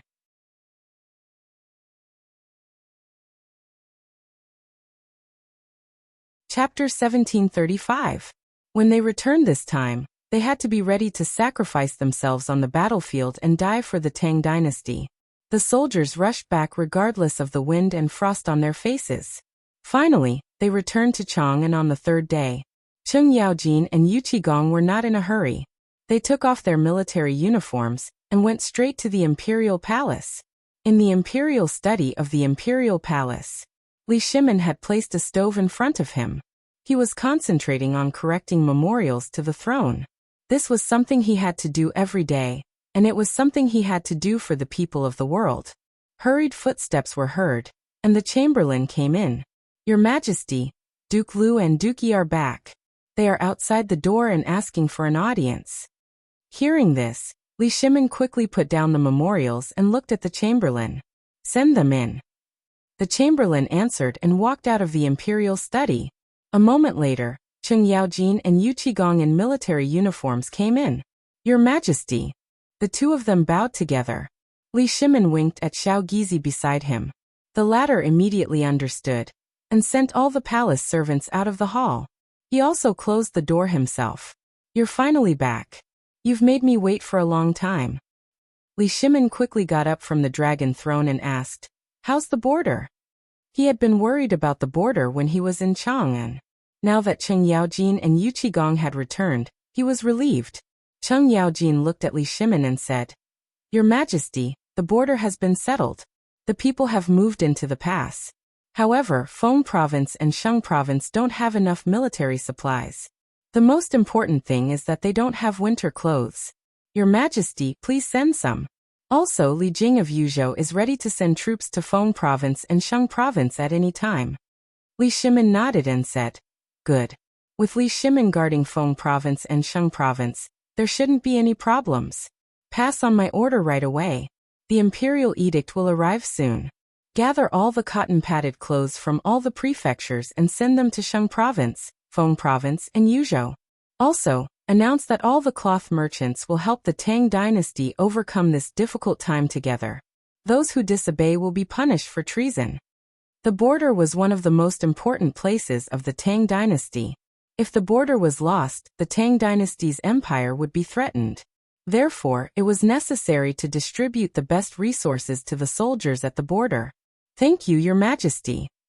Cheng Yaojin and Yu Qigong cupped their fists together. With that, the two of them left the imperial study. Now that the border was in danger, they didn't dare to delay. After the two of them left, Xiao Gizi's voice came from outside the door, saying that Wei Zheng wanted to see him. Li Shimin waved his sleeve and summoned Wei Zheng. Wei Zheng had been in charge of the spies of the Tang dynasty and the Turks during this period of time. It should be because of the Turks. Greetings, Your Majesty. Wei Zheng bowed. There's no need to be so courteous in the study. What's the matter, my dear subject? Li Shimin said with a smile. Your Majesty, I received a report from the spies that there's no movement in the Tuli camp. I don't know what they're doing, but I heard that there's something unusual. I don't know the details, Wei Zheng said seriously. Hearing this, Li Shimin breathed a sigh of relief. Although he didn't know what was going on in the Turks' camp, at least it gave Qiuzi a chance to breathe. Li Shimin smiled. Good, this news is very beneficial to Qiuzi. Maybe we can turn the situation around. Wei Zheng stroked his beard and nodded. Yes, as long as this news is spread, not only will it affect the morale of the Turks, but it will also improve the morale of the Tang dynasty. Li Shimin looked at Wei Zheng and said solemnly, I'll leave this matter to you, my dear subject. Rest assured, Your Majesty. I'll do it right away. Wei Zheng cupped his hands and left the imperial study. Outside the imperial palace, Cheng Yaojin and Yu Qigong led the soldiers and horses in a hurry. They carried the imperial edict and walked among the major cloth merchants. The cloth merchants had never seen such a scene before. For a moment they were in a panic. At first, these cloth merchants didn't want to hand over the cotton-padded clothes. After all, these things were their way of making money. Who would be willing to hand them over so easily? But when they heard that it was the emperor's imperial edict, they were so scared that their legs went weak. They all handed over the cotton-padded clothes and cloth with both hands. Then, the cotton-padded clothes were sent to the cloth factory for processing. After processing, Cheng Yaojin sent soldiers and supplies to Feng province in Yuzhou. After the cotton-padded clothes and supplies were sent, the soldiers at the border were instantly energized, indicating that they could all win the war. With Li Jing, the general, in charge, the soldiers were even more excited. The wind and snow never stopped, as if the war drums were beating for this war. The sky was dark, and the wind began to roar. The soldiers at the border were waiting for the arrival of the Turks. The Turks lived up to their expectations and killed their way to Feng province. They were like wolves that had been hungry for a long time. They went straight to Feng province. Wherever they went, not even a blade of grass grew. However, they didn't expect that the Tang dynasty had already prepared for this. They even set up several cannons. This was the knell to welcome them. With roars, half of the Turks were killed before they reached the city gate. Li Jing shouted. The soldiers in the city who were already hungry and thirsty rushed out of the city gate. They cut off the left ear of the Turks because it could be exchanged for military merits. It was also a symbol of their honor, enough to make their descendants proud.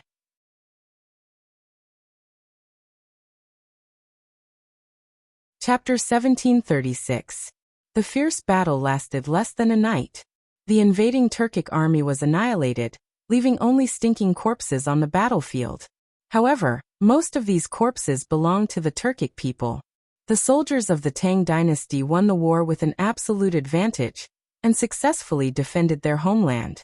This was the proudest thing for a soldier, and also the proudest thing for a citizen of the Tang dynasty. The war at the border came to an end, and life at the border returned to peace for the time being. At the same time in Chang'an and White Deer College, the wind and snow were drifting in the air. Snowflakes the size of a thumb drifted down and filled the entire college. After a while, the entire college seemed to be covered with a layer of white cloth. It was like an otherworldly peach garden that people yearned for. Different from the border, the wind and snow in Chang'an were not so violent. It was more gentle, like a small hand caressing it. The sound of reciting came from the classroom, like a melodious note, lingering for a long time. In a small house not far from the classroom, a few gray-haired old men were sitting around a fire.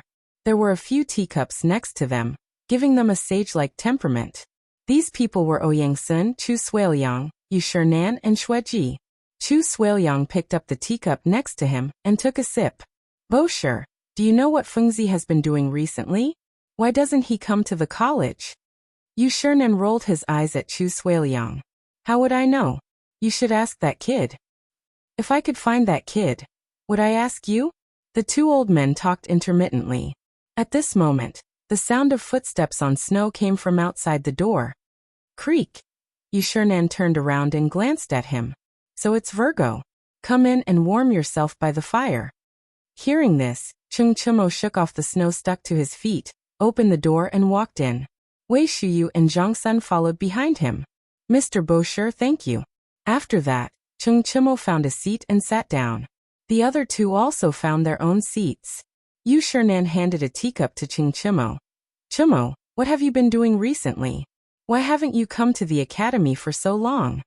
Cheng Chimo took the teacup and said tiredly, We are working on the equipment of the textile factory, especially the power of the unmanned textile machine and the water wheel.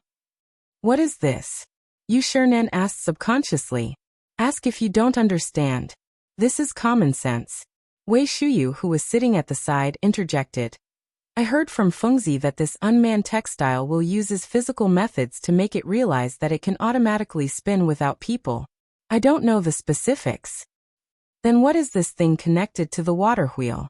Wei Shuyu was about to speak, but Zhang Sun pulled her out and gave her a look, indicating that he would speak. Then before she spoke, he said, Fengzi said that it is to put 2 hard piles on the bank where the current is very rapid. The upper half of the wheel is above the bank, and the lower half is immersed in the water, so that it can rotate freely. There are bamboo tubes attached diagonally to the spokes of the wheel, and there is a water tank near the water tube on the wheel. When the wheel is stimulated by the rapid current, the wheel will rotate, and the water tube will be filled with water. Stop, stop, stop. Before Zhang Sun finished speaking, Ouyang quickly interrupted him. The old man really couldn't stand it. This guy never stopped talking, and he was always talking about things that others couldn't understand. He was even more long-winded than a woman. Ouyang glanced at the 3 people. Old man asked you just said that Fengzi. Where is Fengzi? Where is he? Isn't Fengzi at home tending to cotton? Wei Shiyu was a little confused. Isn't this something that everyone knows? What do you know? Chingchimo rolled his eyes at Wei Shiyu. Recently, Fengzi is not only tending to cotton at home, but also making firearms. Firearms? Yu Shinan frowned. Chuemo, how do you know? Chingchimo smiled and said with a mysterious look. That day my father and Fengzi went up the mountain, and saw that kid making a lot of weapons. The most important thing is there is a thing called a gun. My father said that although the sound of that thing is a little loud, its power is not bad. I heard that it can kill a bird without a problem. After hearing this, Yu Shernan's frown deepened, and his eyes almost couldn't be seen. He glanced at Chu Suiliang, Ouyang and Shueji and gave them a look. The 3 immediately understood that he wanted to continue to talk to Chingchimo. Chuemo, besides these things, did Fengzi do anything else recently? Chu Suiliang forced a smile.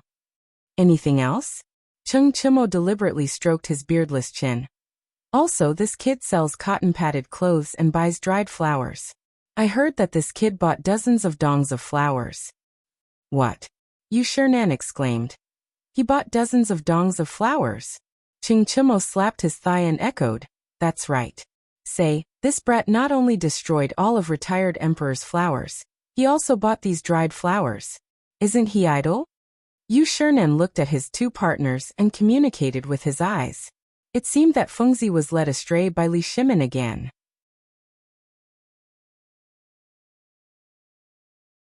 Chapter 1737. Otherwise, why would this guy buy so many flowers at once? The 3 of them made up their minds and stubbornly put the blame on Li Shimin. The poor emperor was blacklisted at this moment. Ouyang waved his hand at Chingchimo and said impatiently, Okay, we all know. You can go back to work. Once this guy opened his mouth, he would talk nonstop like a woman. If you didn't interrupt him, he wouldn't finish. Okay then. Chingchimo was a little disappointed, but in the face of the 3 masters, he had to listen. After that, the 3 of them walked out of the room resentfully. After the 3 of them left, Yu Shinan waved his hand and called his 2 companions in front of him. He said earnestly, Fengzi can't go on like this. Brothers, think of a way. Chu Suiliang frowned and said, That's right. Fengzi's talent and learning must be in the literary world and Confucianism to develop a better future. If he continues to follow the emperor, sooner or later, something will happen. In their view, Zhang Feng was like a piece of unpolished jade. Only in the field of literature could he become a perfect and flawless piece of jade. The imperial court was like a filthy place. It would only let Zhang Feng, this piece of unpolished jade, be contaminated with secular air, and it would be difficult for him to become a talent. Ouyang nodded and said, You're right. None of those guys in the imperial court are good. Let's think of a way to bring Fengzi back. Shueji stroked his beard and seemed to have thought of something. Didn't Fengzi say that he wanted to organize a basketball game? Let's say that we help him organize a basketball game. He will definitely be happy. Ouyang slapped his thigh. Yes, Fengzi has been wanting to organize this basketball game for a long time. With us, there will be no problem. Okay, let's not delay. Let's go find Fengzi immediately. Yu Shinan suddenly stood up and couldn't wait. Chu Suiliang also nodded in agreement. In this way, the 4 of them hit it off and prepared to find Zhang Feng for an ideological lesson. At the gate of Zhang Mansion. At this moment, he was surrounded by a group of people. Looking from afar, it was as if there was no end in sight. Although there were many people, it was not messy. Instead, it was very orderly. They formed a long, winding line that connected to Zhang Mansion. Almost all of these people were holding a parcel in their hands. Some of them even had 2 or 3 parcels. From the gaps of these parcels, it could be seen that they were all filled with white paper. Housekeeper Du Ziting was standing at the entrance of Zhang Mansion. He was holding an account book in one hand and a brush in the other. He seemed to be recording something. One by one, don't rush. Xiao Wang, give me the money. Du Ziting lowered her head and took notes in her notebook. She was still yelling. At this moment, a carriage slowly drove over. The people in the queue hurriedly made way for him, because they knew that a person who could sit in a carriage was not an existence they could provoke. The carriage stopped at the entrance of the Zhang Mansion. 4 sage-like old men alighted from the carriage one after another. It was Yu Shinan, Chu Suiliang, Ouyang Xiu, and Xueji who had come to look for Zhang Feng. So it's you teachers. Quick, please come in. Du Ziting quickly put down the account book and called out to the 4 people. Who are these people behind you? Yu Shinan turned around and pointed at the people selling white paper. These are all selling white paper for master. Du Ziting said with a smile. Yu Shinan was slightly startled. He had seen them when he was sitting in the carriage just now, but he did not know what they were doing. Now that he heard the housekeeper say it, it was a little amazing. There were so many people selling white paper that the queue stretched out of the alley. Would this brat be able to finish buying so many white stacks? The same question appeared in the minds of the other 3 people. They looked at the people in the queue in surprise. Usually when there were many people, it was easy to cause chaos. However, these people were too orderly. There were so many people, yet there was no chaos? Was it a little abnormal? Housekeeper, why are these people in the queue so orderly? Ouyang Xiu could not help but ask. Du Ziting raised his head. Our master said that if there is chaos, whoever takes the lead will not take the white paper. This way, no one will dare to cause trouble. Ouyang Xiu stroked his beard and nodded secretly. He could not help praising this kid in his heart. Most of these people were poor people. With a way to make money, they naturally did not dare to mess around. After chatting for a while, Du Ziting led the 4 people to Zhang Mansion. As soon as they entered the door, the 4 people were shocked by the scene in front of them. White paper. The whole garden was filled with white paper. There was a platform in the middle of the courtyard. Several servants were holding an unknown object in their hands and playing on it. They did not know what they were doing. The corridor connecting the atrium seemed to have become an assembly line for rolling cotton. Several maids were squatting on the ground and picking the seeds in the white paper with their hands. After picking, the maids handed the white paper to the servants in the courtyard. They began to play on the platform. The whole process was smooth and coordinated. Everyone was agile and pleasing to the eye. However, the 4 old man's sons were a little confused. Although they knew about the white paper and knew that Zhang Feng was making cotton-padded clothes, they did not know the process of making cotton-padded clothes. Housekeeper, this is... Yu Shinan pointed to the servant who was playing with cotton and asked. Chapter 1738. Teacher, I'm flicking cotton. I'm flicking the cotton until it's softer, so that it's easier to use. Du Ziting replied with a smile. Yu Shinan shook his head. Anyway, he didn't understand. The other 3 were also dumbfounded. After chatting for a while, Du Ziting led the 4 of them through the corridor. They came to the south courtyard. There were a few women sitting in the courtyard with a machine in front of them. They were holding coarse cloth in their hands and were processing it. There were also a few women sewing the processed cloth next to them. They already had the first model of cotton-padded clothes.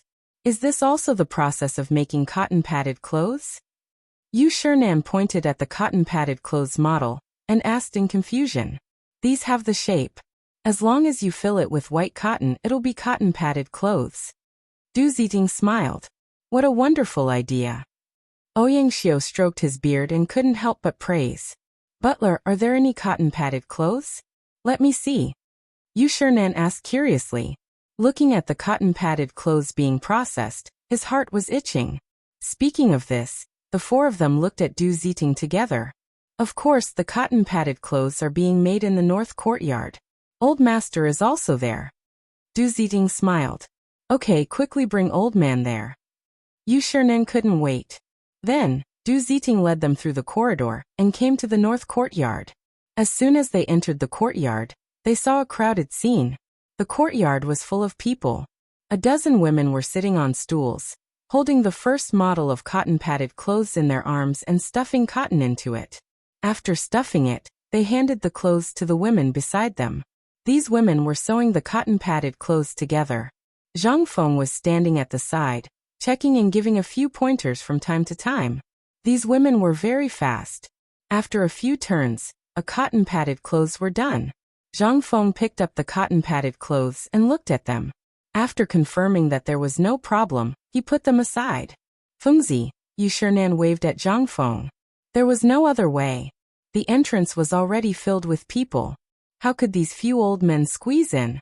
Hearing someone call out to him, Zhang Feng turned around abruptly, his face beaming with joy. Mr. Bosher, why are you guys here?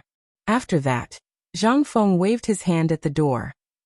Make way for these gentlemen. As soon as he finished speaking, the women at the door glanced at Yu Shiren and the others before resentfully opening up a path. They were chatting happily with the master just now, and the master even said that he would give them a raise. She didn't know what these old men were doing, disturbing her good time. After the crowd cleared the way, Zhang Feng hurriedly greeted them. Gentlemen, please come in. You came at the right time today. I just made some new cotton-padded clothes.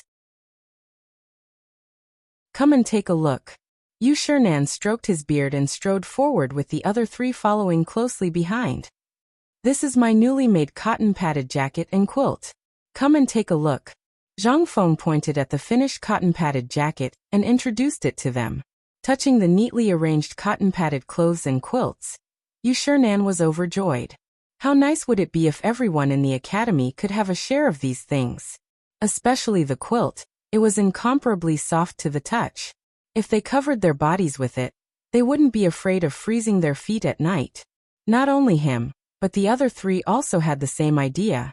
They stepped forward and touched the jacket and quilt, wishing that they could put their hands in it to warm up. Zhang Feng saw the joy on their faces and smiled. It's rare for the four of you to come together today. I'll give one to each of you. After that, he picked up the jacket and handed it to the four of them. You brat. Yu Shiren took the jacket and looked at it carefully, his face full of joy. Since you're so generous, we won't stand on ceremony. Chu Suiliang accepted the jacket graciously. At this time, Ouyang Xiu coughed softly. Everyone suddenly realized that they were looking for Zhang Feng to return to the academy. How could this brat pull them aside with just a few words? Fengzi, get ready to return to the academy with us. Shueji put down the jacket in his hand and pretended to be angry. That's right, Fengzi. How long has it been since you went to the academy? Look at how wild you have become. Ouyang Xiu also spoke from the side. Everyone spoke in a few words, spitting saliva everywhere. Just as Zhang Feng was about to speak, there was a sound of footsteps outside the door. After a while, Li Shimin walked in with Cheng Yaojin, Wei Zheng and the others. Seeing the scene in front of him, Li Shimin was slightly surprised. He didn't expect the four of them to be here too. He stepped forward and smiled. So the four of you are here too. May I know why you're looking for Fengzi? Yu Shiren frowned slightly and replied faintly. We're here to ask Fengzi to return to the academy. He didn't have a good impression of the emperor in front of him. If it weren't for him, would Fengzi have been fooling around all day? Of course, the other three had the same opinion. They all thought that Fengzi was influenced by Li Shimin. Why are you in such a hurry? Li Shimin didn't care. He glanced at the cotton-padded jacket in the courtyard.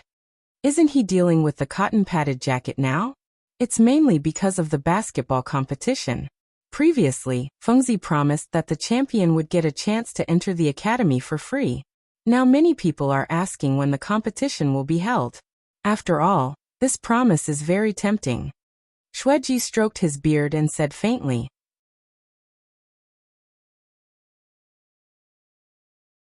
Chapter 1739. Hearing this, Li Shimin frowned slightly. If Fengzi left, what about the cotton-padded clothes? He couldn't handle it alone. No, he had to listen to Fengzi. Fengzi, what do you think about this? Li Shimin looked at Zhang Feng and asked seriously. Personally, he didn't want Zhang Feng to go to the academy, at least not now, because he still had a lot of things to deal with. If he really left, who would give him ideas? The basketball game is my previous promise. This thing has to be done. Just now, Sir said that many people have begun to ask. It's not appropriate to not do it. Laoli, I'll leave the cotton-padded clothes to you for the time being. Everyone in the yard knows how to do it. You don't have to worry about anything.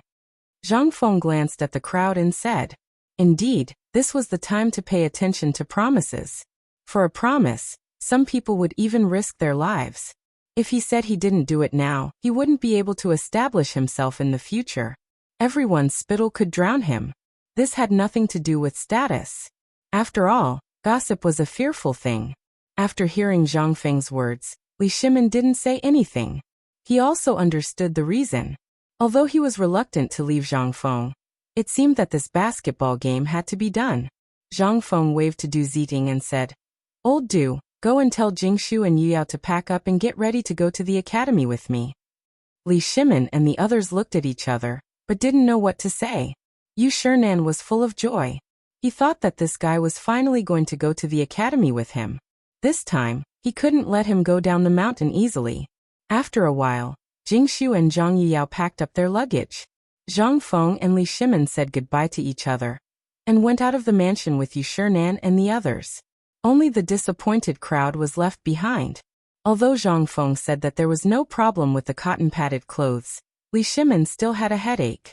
After all, this was his first time handling this matter, so he wasn't very clear about it. Seeing Li Shimin's doubts, Zhang Sunwuji smiled and said, Actually, this is an opportunity. Although Fengzi left, the marketing model he mentioned before can still be used. Speak clearly, Li Shimin asked. Everyone looked at Zhang Sunwuji in unison. Zhang Xian chuckled. As long as we can find the merchants of the various prefectures who sell silk and cloth, we'll be able to expand this industry and even monopolize it. Actually, I've already taken a look at it. The process isn't too complicated. The difficult part lies in flicking the cotton. The servants of the Zhang residence have already grasped all of this. That's right. As long as we work with the merchants, it won't be difficult at all. Wei Zheng chimed in from the side. They had seen the entire process of making the cotton-padded clothes and quilts when they had just entered the Zhang residence. It wasn't very difficult. Li Shimin secretly nodded. Now that he had the technology to make cotton-padded clothes in his hands, there was nothing to worry about. As long as he contacted the merchants and guaranteed the cloth and white sheets, everything wouldn't be a problem. Thinking of this, his mood immediately improved. Let's go back to the residence. In the imperial study, Li Shimin sat upright on the dragon throne with a cigarette in his hand. He took a puff from time to time and enjoyed it very much. The matter of the cotton-padded clothes had been resolved. However, Zhang Feng's proposal to hold a basketball game just now aroused his thoughts again. He had to find a way to get involved in such a good thing. These guys in the palace lived in luxury every day. He had to let them go out and broaden their horizons. He looked at everyone and said, What do you think? Shouldn't we support the basketball game that Fengzi is holding this time? Wei Zheng nodded and said, Your Majesty, not only should we support Fengzi's basketball game, but we should also send people to participate in it. Li Shimin nodded. Wei Zheng's words happened to hit the nail on the head. He smiled and said, I'm going to let the women in the palace lead a team of women to participate in Fengzi's basketball game. What do you think? Your Majesty's intention is really good. The people in the palace and outside the palace can share entertainment together. It's enough to show Your Majesty's love for the people. Zhang Sunwuji smiled. These words made Li Shimin very happy. After all, everyone was willing to listen to good words. Your Majesty, I suggest that this matter can be discussed in the morning court tomorrow. Maybe those high-ranking officials will let their children participate. After all, these young masters are all playboys in Chang'an. They won't let go of such an opportunity. Wei Zheng cupped his hands and said, My beloved, you're right. Li Shimin nodded and took a deep breath of the cigarette. Those playboys are also considered the tyrants in Chang'an. It's time to see the world. Everyone discussed for a while, and then dispersed. In the morning court the next day, the officials came to the main hall early, holding white jade tablets and looking solemn. Li Shimin walked out of the side hall, waved his sleeves, and sat on the dragon throne. "Greetings, Your Majesty." The officials bowed in unison. Li Shimin waved his hand and motioned for the officials to rise. "Thank you, Your Majesty." The officials rose. "My beloved officials, I've received news that the Dean of White Deer College, Zhang Feng, is going to organize a basketball game. The winner will be qualified to study in White Deer College. Are you interested?" As soon as Li Shimin finished speaking, the main hall immediately became lively. White Deer College is finally going to organize a basketball game. Old man has been waiting for this opportunity for a long time. This time, I must let my son participate. The ranking isn't important. The most important thing is to participate.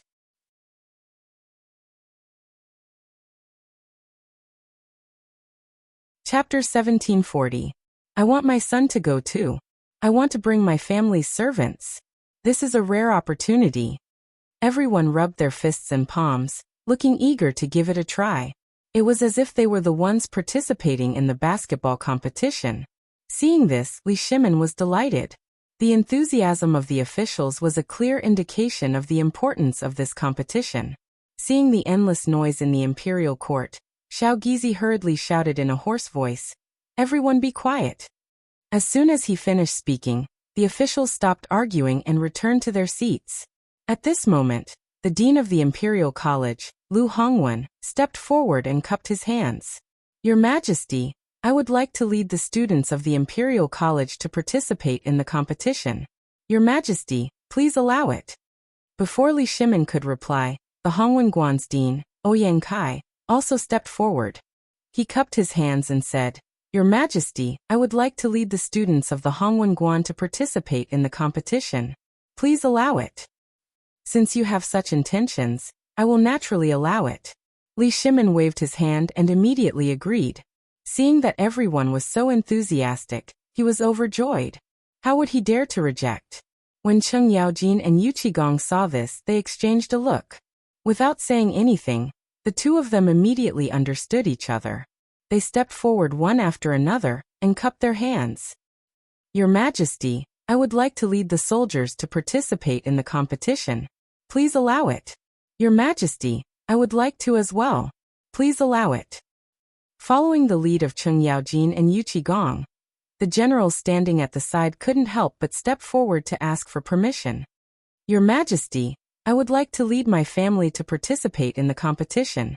Your Majesty, I would like to as well." Actually, when Li Shimin said this, they already wanted to step forward. However, he beat them to it. Now that there were two big shots stepping forward, they naturally couldn't back down. Basketball could be said to be a national sport. Not only could it strengthen one's body, but most importantly, after the students of White Deer Academy graduated, they would be able to take Zhang Feng's documents and become officials in the imperial court, or take up a position in the Ministry of Works. This was a huge temptation for generals who relied on their military exploits to rise to the top. Although they couldn't participate, they still had children at home. It was great to give their children a chance. Of course, the generals weren't the only ones who had such thoughts. The civil officials also wanted to find a way out for their descendants. After all, White Deer College was approved by His Majesty. Principal Zhang Feng's reputation was even more widespread. He was known as a prodigy, so there was no mistake in participating. "Your Majesty, please allow me to participate in the basketball match." "Your Majesty, this subject agrees." His Highness's officials seemed to be united as they all asked for orders. Li Shimin had a headache. He didn't expect there to be so many officials. The reason why he had said it earlier was so that the officials would respond and step forward to represent him. He didn't expect so many officials to appear at once. Almost all of them were asking for orders. Other than a few stubborn old people, the main hall was filled with officials asking for orders. He felt like he was riding a tiger and couldn't get off. However, this matter was beneficial to the country and the people.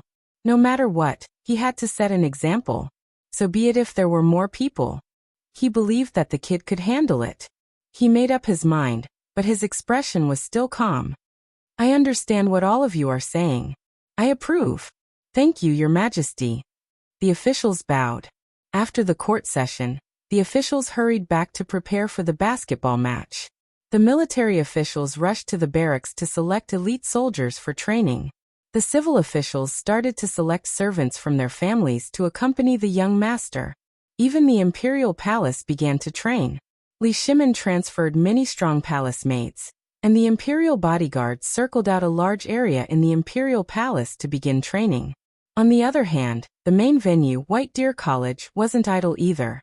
Ever since Zhang Feng returned, he started to prepare for the basketball match. The people from the college also knew the importance of this basketball match. They took the initiative to bring everyone to the court to play. They were determined to win first place. Just like that, the basketball match's reputation spread like wildfire. Now the streets of Chang'an were filled with news about the basketball match. After a few days of preparation, the basketball match was about to start. White Deer College basketball court. The spectator seats were filled with people. Not only were there rich people, there were also many poor people. They all heard the news and came to watch. They couldn't miss such a grand event. There were also some high officials' children in the front row. Many of them didn't have the qualifications to participate and could only watch. There were also children of the royal family, such as Li Ji and Li Quan. They were still young and could only raise their heads to look at everything in front of them. Beside them was a big shot like Li Yuan.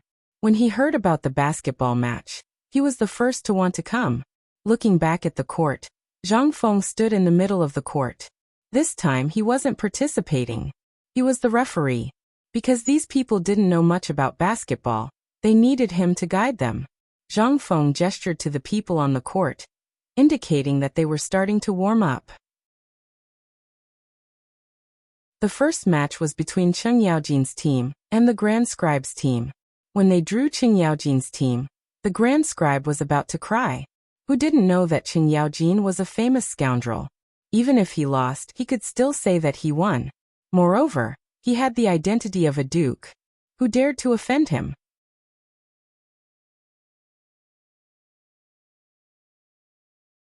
Chapter 1741. After the court session, all the officials seemed to have something on their minds. They didn't talk to each other, and hurriedly walked out of the palace gates. Even the few old officials who usually needed the help of servants to attend court were in high spirits, afraid that they would fall behind. Not to mention the generals, each one of them ran faster than the other. They took large strides and hurried back home. Even the officials who usually liked to drink wine didn't go to the restaurant. This was because they had something important on their minds, which was to gather people for training and prepare for the competition. Originally, this kind of competition wasn't worth the officials' craze. However, Zhang Feng had promised that as long as they won first place, they would be able to enter the academy for free. That was White Deer College. As long as they studied for 3 years, they would be able to enter the imperial court as an official with Zhang Feng's documents. They could even enter the Ministry of Works. The 6 ministries weren't easy to enter. Even if you were the son of a high-ranking official or an aristocratic family, you wouldn't be able to enter the Ministry of Works if you didn't have some ability. Now, Zhang Feng had announced that as long as they won the competition, they would be able to enter the academy.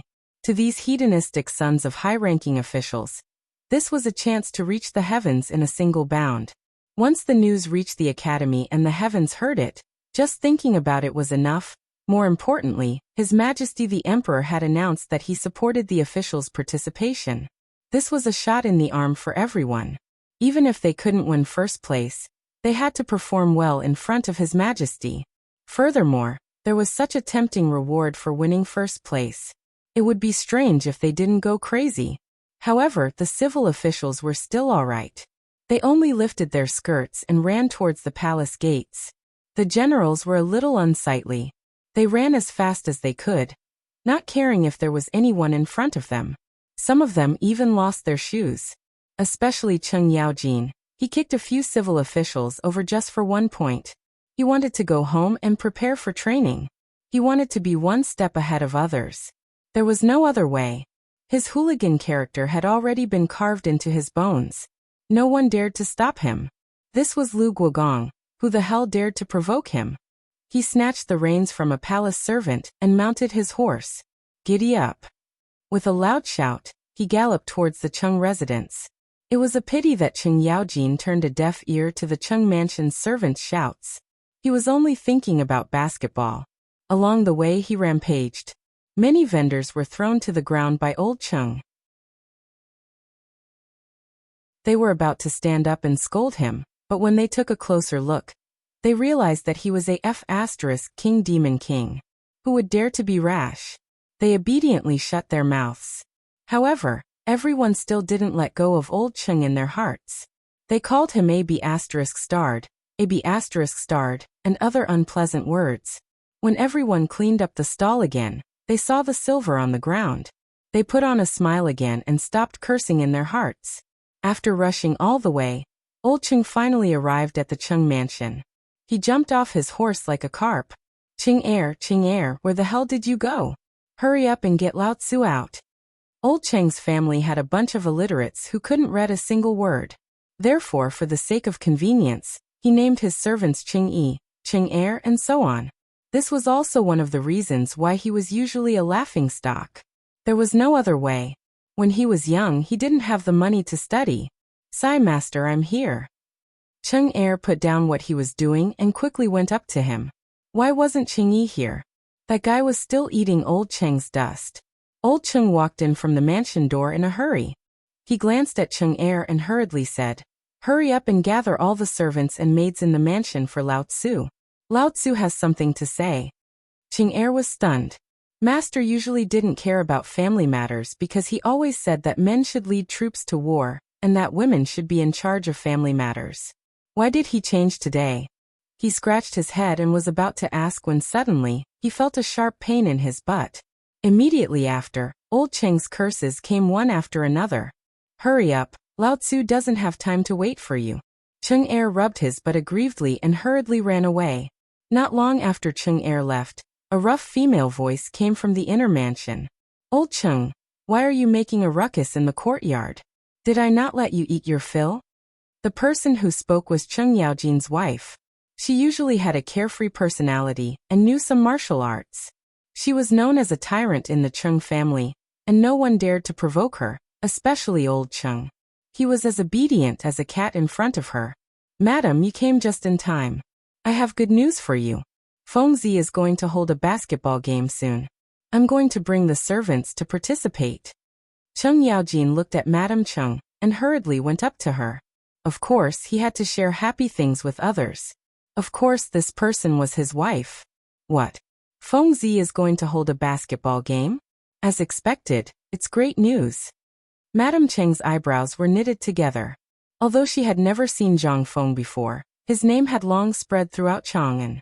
She had heard so much about him that her ears were sore. Moreover, he was on good terms with her husband.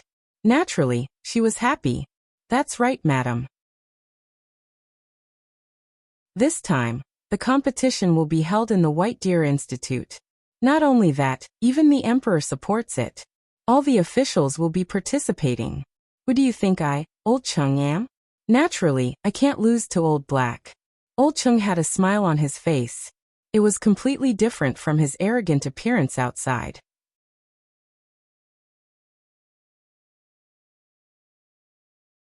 Chapter 1742. You still know that you can't be outdone. Look at what you're like outside. You idle around every day. Now that you have something to do, it's not bad. Madam Cheng snorted softly and crossed her arms in front of her chest.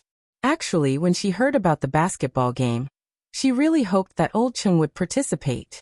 Firstly, it would give this guy something to do so that he wouldn't idle around all day. Secondly, it would make the Cheng family's reputation famous again. Na Cheng thought that this guy would volunteer. This was a good thing. "Madam, look at what you're saying. How could I idle around?" Old Cheng handed the tea delivered by the maidservant to his madam and smiled. "Do you know that yourself?" Madam Cheng didn't take the tea. She just glanced at old Cheng and turned to walk into the inner courtyard. As she spoke, a voice sounded. I hope you won't embarrass your Cheng family this time. As soon as she finished speaking, Madam Cheng disappeared. Madam, you must be joking. I'll definitely get first place. Old Cheng waved his hand and promised. After saying that, Old Cheng leaned against the door and took a look. After making sure that she had left, he heaved a sigh of relief. A moment later, Chang'an led all the servants and maidservants to the front yard. There were 20 servants and 15 maidservants. There were a total of 35 people. Master, the servants and maidservants have all been brought here. Chang'an endured the sharp pain in his butt and bowed. Old Cheng tidied up the resentment from being bullied by his madam, and nodded at Chang'an. With his hands behind his back, he walked in front of everyone and scanned them one by one. Many of the servants were soldiers who had come down from the battlefield. They had followed him before and could be considered to have some friendship. The maidservants were hired. You come out. Old Cheng reached out and pointed at a few servants, indicating for them to step out. The few people who were pointed at were confused, but in order to avoid injury, they still stood out. They were all the strongest in the Cheng family. Such people had good physical fitness and would be good at playing basketball. Even if they didn't know how to play, he could teach them himself. These problems didn't exist. Leave behind 3 maidservants who are in good health. The rest of you are dismissed. Go do whatever you need to do. Old Cheng waved his hand at everyone and dismissed them. After everyone was dismissed, Old Cheng looked at the few people left behind and smiled. You all know basketball, right? Who knows how to play? As soon as he finished speaking, everyone's face lit up. It turned out that Old Master had kept them here for basketball. They used to be soldiers. Although they were now servants in the Cheng mansion, they would still do some activities. Previously, when he heard that basketball was released, all of them left the Cheng mansion and went to play basketball without eating. They could be considered experts. If they didn't know how to play basketball, they would be mocked. Master, I can play basketball, and I can shoot 3-pointers. Come on, have you ever made a 3-point shot like that? Master, I can do it too. 1 against 2 is no problem. Everyone was talking at once, and Cheng Yaojin felt like his head was about to explode. Shut up, Lao Tzu. Old Cheng shouted, and everyone immediately stopped talking. Then, Old Cheng glanced at everyone. I don't care if you knew how to play Lao Tzu in the past, but you have to know how to play now. Now White Deer College is going to hold a basketball game. You will participate with Lao Tzu. From today onwards, everyone is only allowed to sleep for 6 hours a day. You have to train the rest of the time. Can you do it? When everyone first heard that Old Cheng was going to hold a basketball game at White Deer College, they almost shouted because they all knew what kind of existence White Deer College was. Although they had never been there, they had heard of it. It was a signboard that the emperor had personally appointed. If they played a game there, wouldn't they be full of imperial aura? They would even have the right to brag in the future. However, after hearing the last part, everyone's excitement was extinguished by Old Cheng. They were only allowed to sleep for 6 hours a day. Damn it, even the military camp wasn't so strict. However, when they thought about being able to play basketball at White Deer College, everyone felt relieved. Their eyes were red as they shouted in unison. We can do it. We'll get first place. We'll get first place. We'll get first place. Old Cheng glanced at everyone and couldn't help but nod. These guys really didn't disappoint him. Then why are you still staying here? Hurry up and go train. The maidservants prepare tea. Old Cheng glared at everyone and shouted. There was nothing he could do. If he spoke to these guys properly, they wouldn't listen. Yes, master. Everyone responded one after another and dispersed. There was basketball in the Cheng residence. Old Cheng would play a little when he had nothing to do, and the servants could also play. Looking at the servants training, Old Cheng's hands also itched, and he subconsciously joined in. Of course, Old Cheng wasn't the only one training. Yu Qigong wasn't willing to fall behind. After he returned home, he immediately went to the military camp. Since they were going to play basketball, they naturally had to choose the strongest people, and these people were in the military camp. Yu Qigong looked at the rows of people in military uniforms in front of him and shouted, Let me tell everyone a piece of good news. White Deer College is preparing to hold a basketball game. Halfway through his sentence, everyone's expressions change from solemn to pleasant surprise.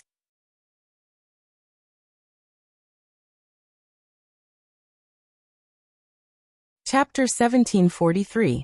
They were soldiers and rarely had any entertainment activities. Basically, the few of them would get together to brag and talk about which family's young ladies were pretty.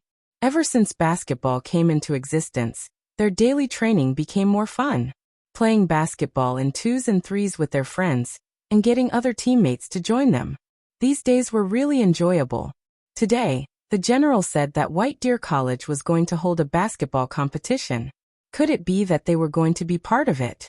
Everyone widened their eyes and looked at Yuqigong with hope. However, they didn't dare to speak. There were rules in the military camp. They couldn't interrupt when their commanding officer was speaking. Otherwise, they would be beaten. They didn't dare to offend him. Looking at everyone's passionate eyes, Yuqigong waved his hand and signaled for everyone to calm down. Then he said, "Everyone might have guessed it.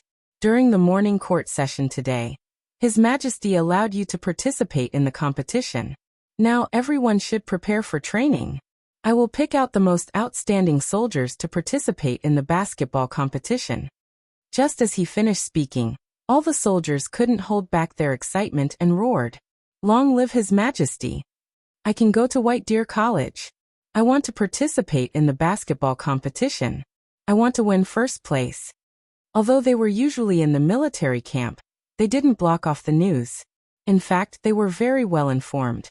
The news that they could enter White Deer College as long as they won first place in the basketball competition had already spread throughout the military camp. They deeply understood what this meant. If they played well, they might be able to reach the heavens in a single step. Of course, this didn't refer to these soldiers, but to their descendants. They were all soldiers and were destined to be in the military camp for the rest of their lives. However, their descendants were different. If they won the competition, they would have the opportunity to send their family members to White Deer College. For poor families like them, this was undoubtedly a heaven-sent opportunity. They definitely couldn't let it go. Everyone pumped their fists and cheered as they made various decisions in their hearts. Seeing everyone's enthusiasm, Yuqigong felt a little more confident. He thought to himself, "Lao Tzu is definitely going to get first place. Who can compete with Lao Tzu's soldiers?" "Soldiers, listen to my orders," Yuqigong roared. Just as he finished speaking, everyone immediately stopped talking and stood in place. They knew that the general was about to give his orders. Training was about to begin, and then he would be able to participate in the basketball match. Their faces were brimming with excitement, but their bodies were as straight as poles. Yuqigong looked around and shouted, "Everyone, listen to my orders. Leave the soldiers on sentry duty behind. The rest of you will split up and go train immediately." Dismissed. Oh, he went for training. Take first place. Everyone immediately cheered and walked to the basketball court in 2s and 3s with their arms around each other's shoulders.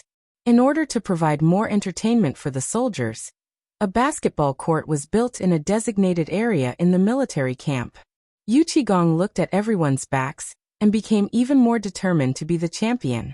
Even if he couldn't get anything for himself, he definitely couldn't let his brothers who had gone through thick and thin with him go to waste.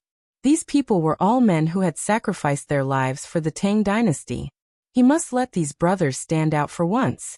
At the same time, the Imperial College also began its preparation phase. Dean Lu Hongwen was gathering the students for a lecture. With his hands behind his back, he glanced at the students in front of him. "Ahem, I've gathered everyone here today, because Old Man has something to announce." All the students frowned and looked at Lu Hongwen in confusion. They knew that this guy was a stubborn old man. He usually liked to talk nonsense. For him to gather everyone here today, it definitely wasn't anything good. If he didn't want to increase the number of classes, then he wanted them to memorize the 4 books and 5 classics. What was he up to today? Although everyone had resentment in their hearts, they still had a trace of respect for Lu Hongwen.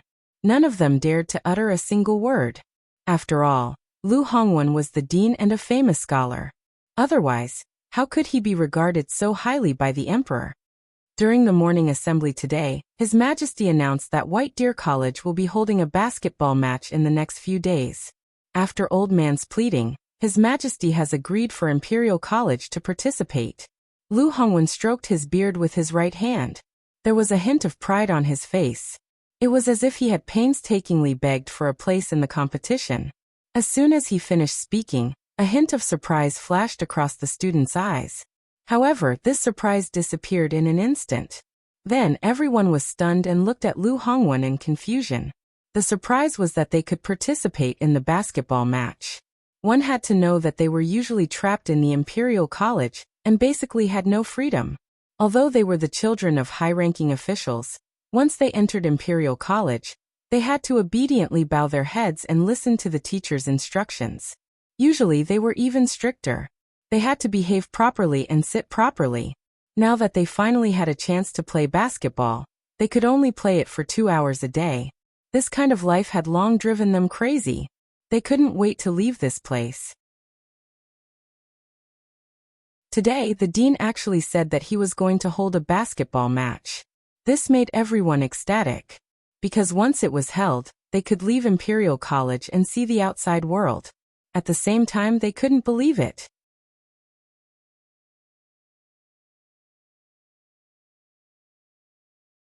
Chapter 1744. They couldn't believe that this stubborn old man would plead with the emperor to let them participate in the basketball competition. The dean and the others wanted to keep them in the Imperial College, so that they could study 24 hours a day and eat, drink and defecate. Why did he change today? Was it because he was provoked by the emperor? Or was this the prelude to the storm? The students looked at each other in confusion, but no one dared to ask. Lu Hongwen saw the doubt in their eyes and asked, "What's wrong with you all? Shouldn't you be happy to hear this?" Happy? Everyone smiled bitterly. Who the hell knows if you have a backup plan? Once we're happy, we'll get a beating and say that we're ignorant and incompetent. That's too much of a loss. We're not that stupid. However, seeing how confident the dean was, it didn't seem fake. Finally, a student mustered up his courage and asked timidly, "Dean, is what you said true?" Hearing this, Lu Hongwen was enraged. "So you all thought that what I said was fake? This bunch of bastards." Although he was angry, he couldn't express it. He was still the dean of the Imperial College. He took a deep breath and his face darkened. "It's true. White Deer College will be preparing for the competition in a few days. Go and prepare for your training." With that, Lu Hongwen snorted and turned to walk into the inner hall. Seeing the dean walk away, everyone finally reacted. So there was really a basketball competition, and they were going to be part of it. This was simply a dream for them who had been training hard in the Imperial College. Like runaway horses, they galloped toward the outer court, cheering, "Get first place." Oh, they were the children of high officials. Although they didn't have to worry about food and clothing, who didn't want to become an official? Unfortunately, most of the titles couldn't be inherited. Many of them had to rely on their own hard work to get a chance. Today, as long as they got first place in the White Deer College competition, it was equivalent to getting the right to become an official. With the support of their parents, what was there to worry about? Everyone was cheering and jumping in the courtyard. They were hitting the basketball, not caring about their image at all. What he didn't know was that Lu Hongwen hadn't gone far. He leaned against the door and sighed. This is outrageous. What a disgrace to the educated." He did not object to the scholars playing basketball, but these fellows did not even care about etiquette. They were rolling around in the courtyard, and some of them were even topless. How could a Confucian scholar like him not be angry? Not only had the Imperial College started their training, but Hongwen Guan, which was on the same level as the Imperial College, had also started their intensive preparations. Hongwen Guan was a bit different from the Imperial College. This was a place that was in charge of correcting maps and records. Therefore, most of the deacons here were members of the royal family. Each of them had an extraordinary status. If they weren't the nephews of the concubines, then they were the nephews of the nobles. These people were usually arrogant because they were pampered. They were famous tyrants in Chang'an city. However, due to Ouyang reputation and status in the imperial court, these people knew their place in Hongwen. However, once they were out of Hongwen, they were existences that no one dared to interfere with, except for people like Cheng. Today, these people with extraordinary status were all gathered together by Ouyang. Everyone during the imperial court today, His Majesty revealed that White Deer College will be holding a basketball competition soon. Old Man made a request to His Majesty, and His Majesty decreed that Old Man would be leading the people of Hongwen to participate in White Deer College's basketball competition. As soon as he said that, it immediately caused an uproar. What? White Deer College is holding a basketball competition? I've been waiting for this competition for years. It's finally starting. Everyone cheered in surprise. Logically speaking, they were all members of the royal family. They did not lack official positions or money. As long as they did not court death, they would be able to eat as long as Li Shimin was able to eat. Why were they still looking forward to the basketball competition? There was only one thing. They wanted to make a name for themselves in the competition. White Deer College was personally named by Li Shimin. It was different from other places. The entire college was tainted with the aura of royalty. As long as they won first place in this competition, they would definitely attract the attention of the whole world. More importantly, they would also attract the attention of Li Shimin.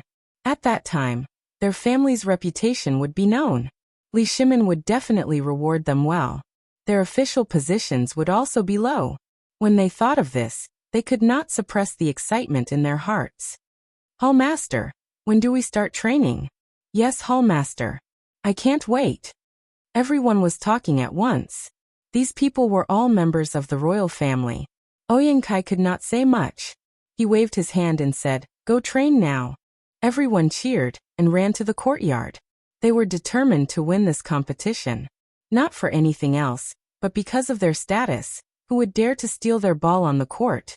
Of course, this was only what they thought. If they were to meet a troublemaker like Cheng, they would be rolling on the court. As everyone prepared meticulously, the news spread like wildfire. Soon it reached the streets of Chang'an.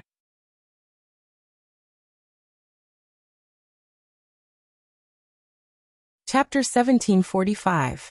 As everyone knew, Chang'an was the most prosperous place in the Tang dynasty.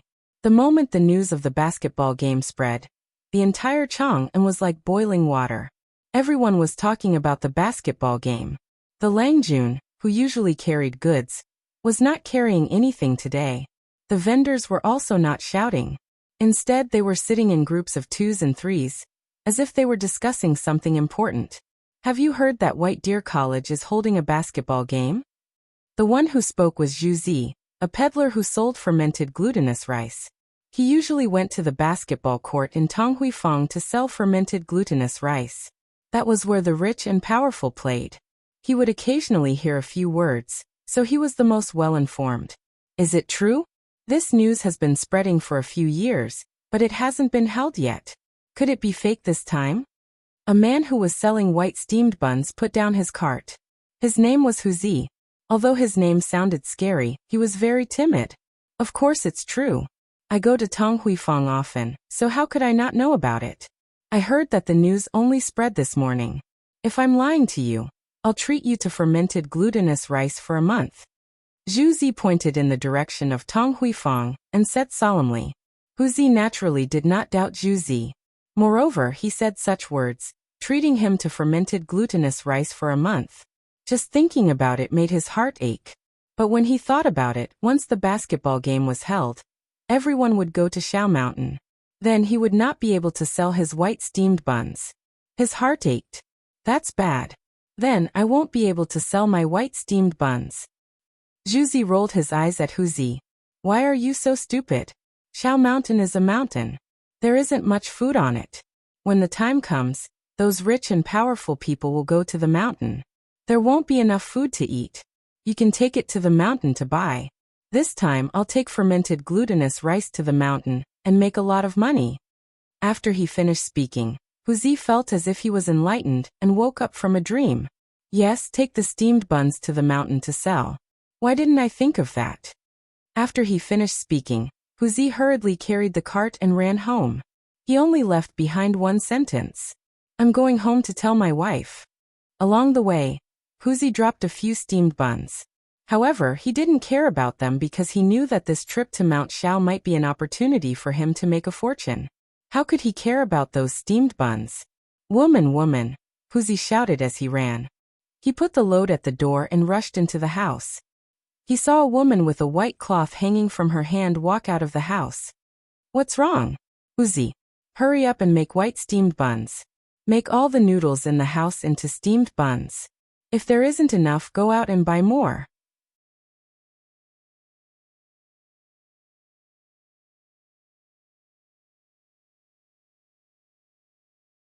Chapter 1746. At the same time, Xiaoshan also started to make preparations. As the organizer, White Deer College naturally had to set an example by displaying talents. Therefore, Zhang Feng hadn't been idle during this period of time. Ever since he returned, he started to gather the students of the college. First, he put up a banner at the entrance of the college and invited Yu Shinan to write the words, "White Deer College is holding a basketball competition." The next day, he invites the officials of the Tang dynasty to come and sightsee. No matter how the basketball competition was held, the brand had to be displayed first. Moreover, Zhang Feng had heard that His Majesty had told all the ministers in the imperial court that all of them would participate. This was giving White Deer College a lot of face. Therefore, the basketball competition this time became the most important thing in the eyes of everyone in White Deer College. They couldn't be careless. Therefore, Zhang Feng gathered Yu Shinan, Ouyang Xiu and the other scholars together to discuss what talents to display. "Gentlemen, now that the basketball competition has started, as the organizer, what should we display?" Zhang Feng looked at everyone and asked.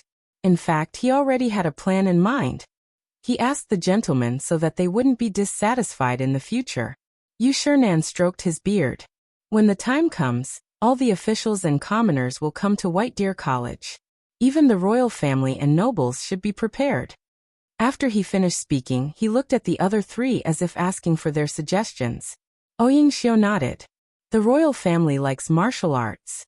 Why don't we find a few martial artists to display their skills?" "No." Shueji rejected. He glanced at the crowd. "Those who come are all high officials and nobles. What if there are people with bad intentions mixed in?" As soon as these words were spoken, the place immediately fell silent. Everyone was speechless. Indeed, most of the people who came on the day of the competition were people of high status. If something happened, they couldn't bear the responsibility. Even if they were scholars, they couldn't avoid the blame. "Then what do you think we should do?" Ouyang Xiu rolled his eyes at Shueji and said unhappily. Shueji frowned and didn't say anything. Zhang Feng glanced at everyone and smiled. "This kid has a good idea. If you have a solution, just say it. Don't keep me in suspense." Yu Shinan glared at Zhang Feng. The other three also looked at Zhang Feng. They all knew that this kid was a crafty little fellow, who knew what kind of tricks he was hiding. Zhang Feng chuckled as he looked at the crowd. "I wonder if all of you still remember the music of King Qin breaking the array?" As soon as he finished speaking, everyone was shocked. Especially Yu Shinan, who had participated in the editing of the lyrics. He was all too familiar with this song and dance. The music of King Qin breaking the array was originally a military song from the beginning of the Tang dynasty. When Li Shimin was still the king of Qin, he led his troops to defeat the rebel Lu Wuzhou and consolidated the newly established regime of the Tang dynasty.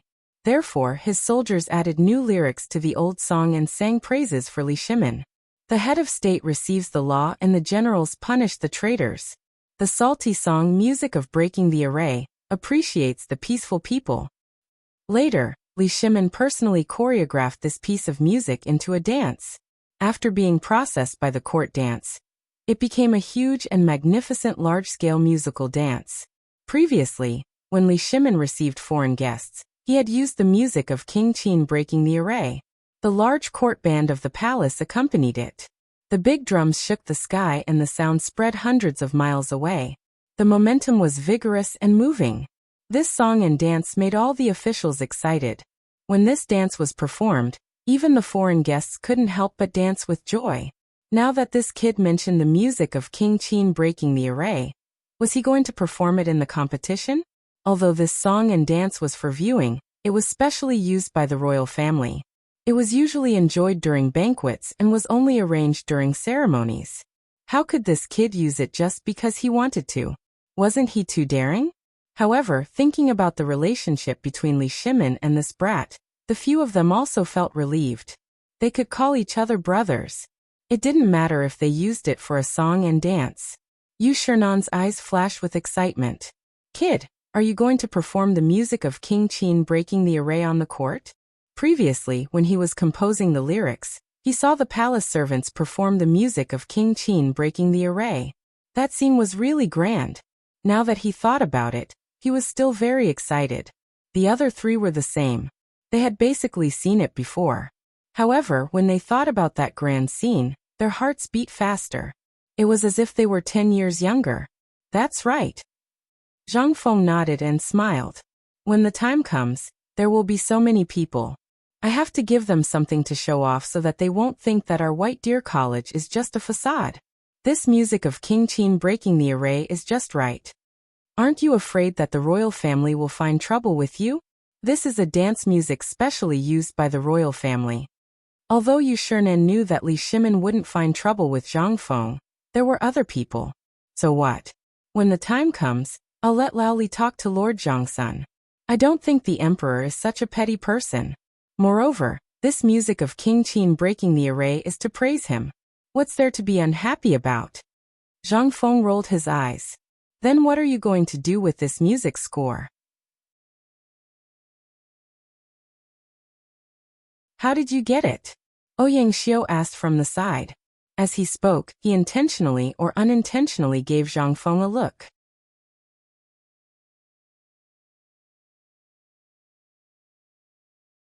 Chapter 1747.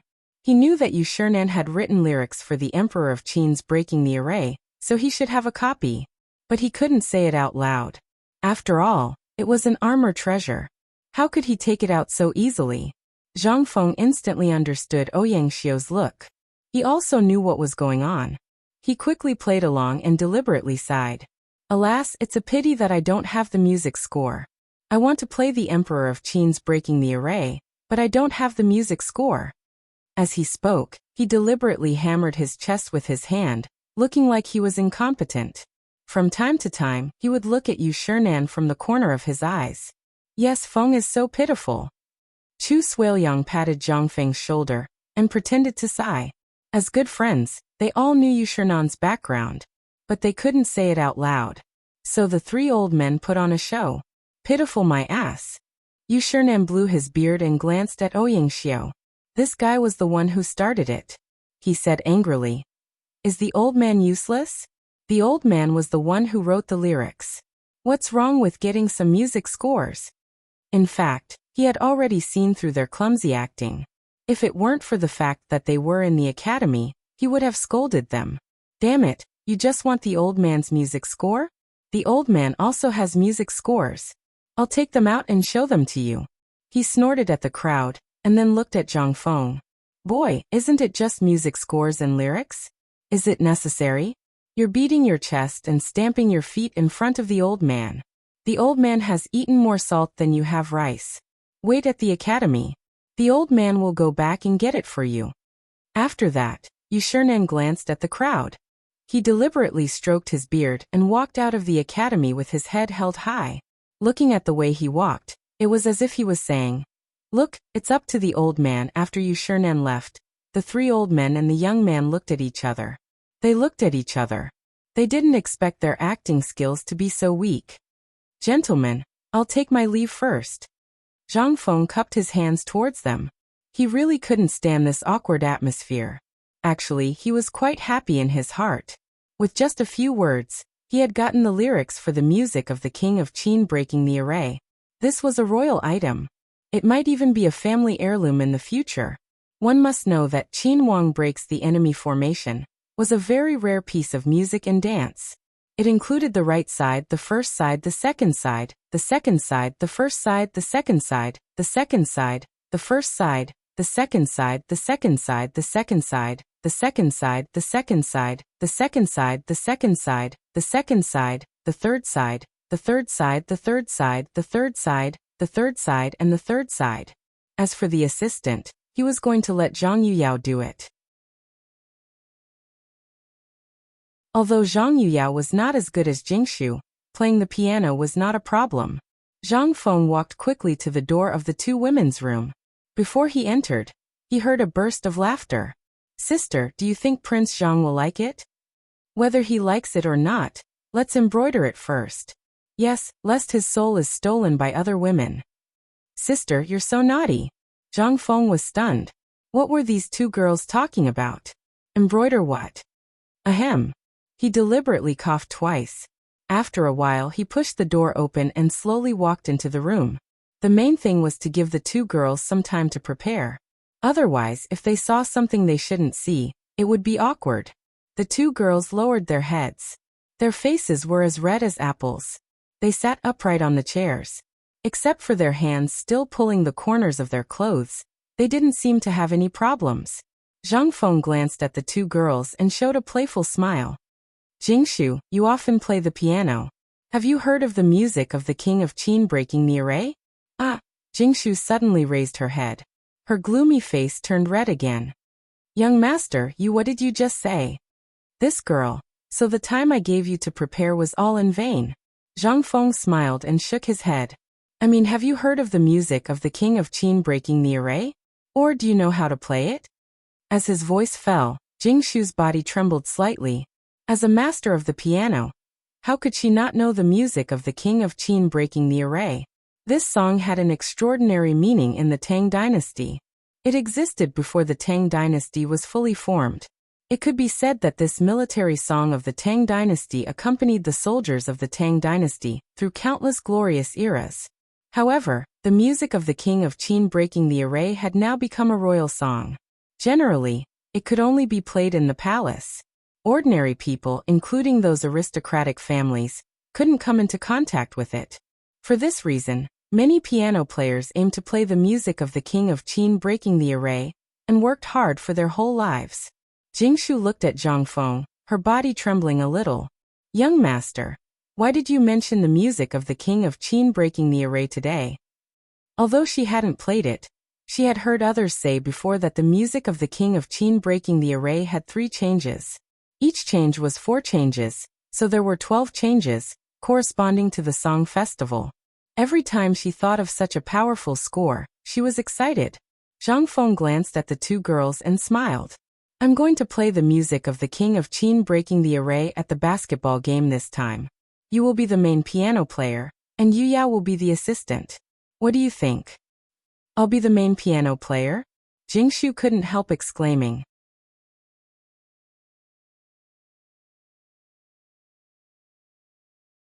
Chapter 1748. She looked at Zhang Yuyao, unable to believe what she had just heard. After all, not everyone could play the Qin emperor's breaking the array. Only the people in the palace could come into contact with it, and only a professional zither player could play it.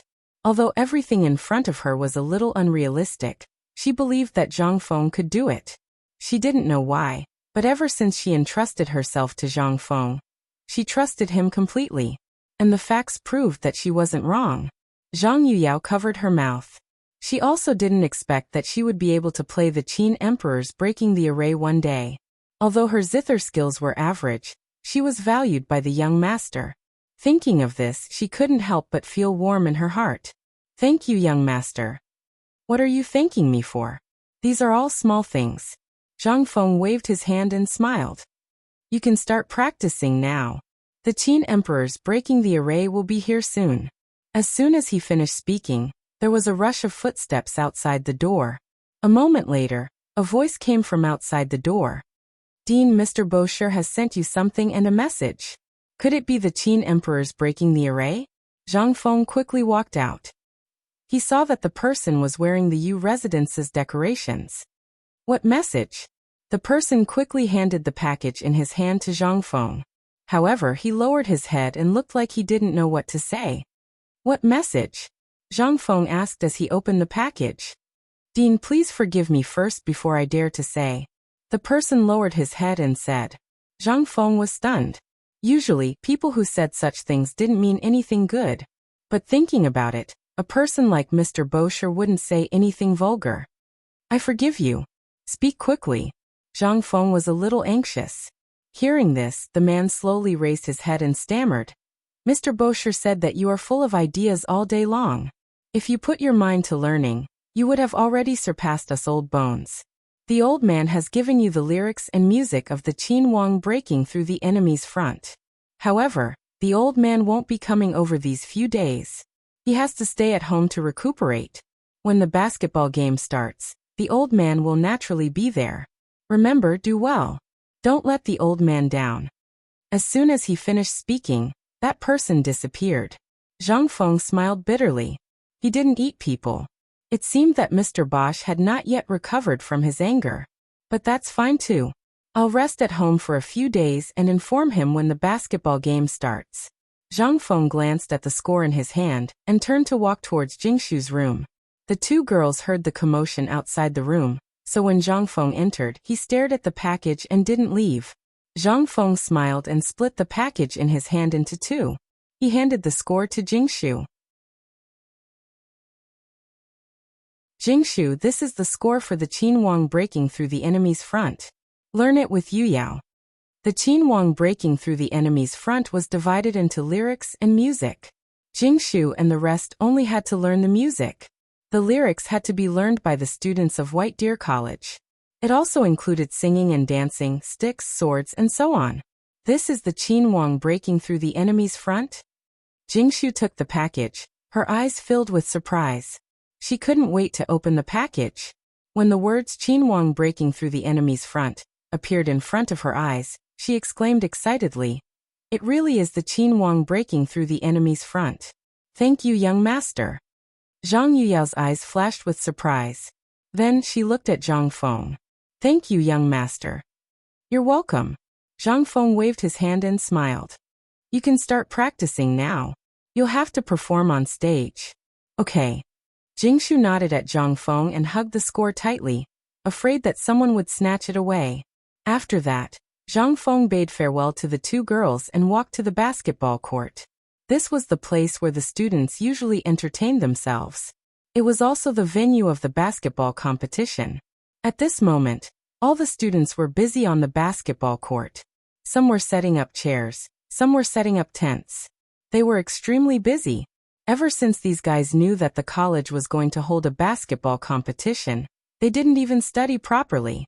They only thought about how to perform well and bring the college to greater heights. These students treated the college as their home. Zhang Feng was happy to see this. It was only for a short period of time, so it wasn't a big deal. "Yuan Hong, come here." He waved at a young man who was setting up chairs on the basketball court. This person was the son of a military general in the imperial court. He usually performed well and was considered a top student. When Yuan Hong heard that, he quickly put down the chair in his hand and ran to Zhang Feng. "Dean, what's the matter?" He scratched his head and smiled foolishly. Perhaps it was because of this that this guy was very popular. He could play a leading role in the college. Zhang Feng smiled. "Gather everyone. I have something to say." Yuan Hong nodded and scampered off. After a while, the basketball court was filled with people. They formed a neat line. These were the students of the college. Some of them were hired laborers. There were a total of 5,000 people.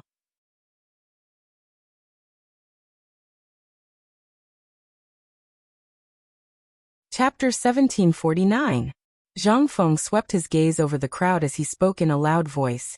"Everyone should know that the White Deer Institute is going to host a basketball tournament this time around. The officials of the Imperial Court, as well as the commoners of Chang'an, will all return at that time. As long as the preparations for the White Deer Institute are completed, the tournament will be held immediately. For the sake of this grand event, I specially invited the Qin Emperor to come and cheer for the White Deer Institute." As soon as his voice fell, it immediately caused an uproar. "What? The Qin Emperor's breaking the array music? Is the dean going to perform the Qin Emperor's breaking the array music at the basketball competition?" The Qin Emperor's Breaking the Array music? That's an imperial song. The dean is so powerful that he can get his hands on such a magical item. Does that mean we can hear the imperial song? Zhang Feng was satisfied with the crowd's reaction. At least it meant that they knew the Qin Emperor's Breaking the Array music. It would be more convenient for them to rehearse. He cleared his throat and said loudly, "Everyone is right. This time, the college is going to perform the Qin Emperor's Breaking the Array music. You are the main actors."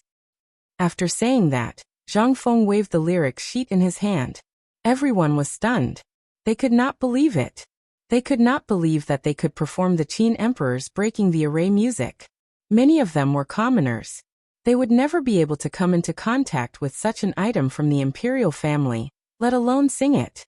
This was a great honor. The academy, which was full of royal aura, was performing the lyrics of the royal family. It was really the manifestation of the ancestors. Looking at the excited crowd, Zhang Feng quickly said, "Everyone calm down. This is just a song. We need you to perform it on the opening day. Just treat it as normal." He was afraid that these people would do something in the heat of the moment. After all, the emperor was supreme in their hearts. Ordinary people could not touch the emperor's things. In other words, those who touched the emperor's things were not ordinary people. They would have something to brag about. Lao Tzu had performed the Qin Emperor's Breaking the Array music before. Thinking of this, everyone was filled with pride. The basketball court gradually quietened down. There was only the sound of people talking. Zhang Feng handed the sheet music to Yuan Hong and said, "Yuan Hong, lead everyone to rehearse." Yuan Hong was shocked. He immediately straightened his body and respectfully took the Qin Emperor's Breaking the Array music. At this moment, everyone's eyes flashed with desire and anticipation. They also wanted to see the Qin Emperor's Breaking the Array music. However, he saw their anticipation. He straightened his body and carefully flipped a few pages.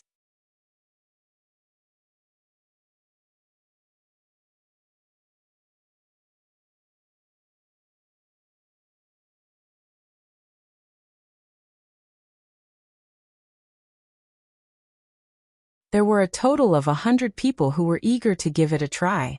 The battle formation music was a huge project. At the same time, the score was modeled and complicated. It required 5 instruments to play at the same time. The guqin and pipa were the main instruments, while the drums, flutes, and suns were the secondary instruments. Otherwise, the essence of the music would not be revealed.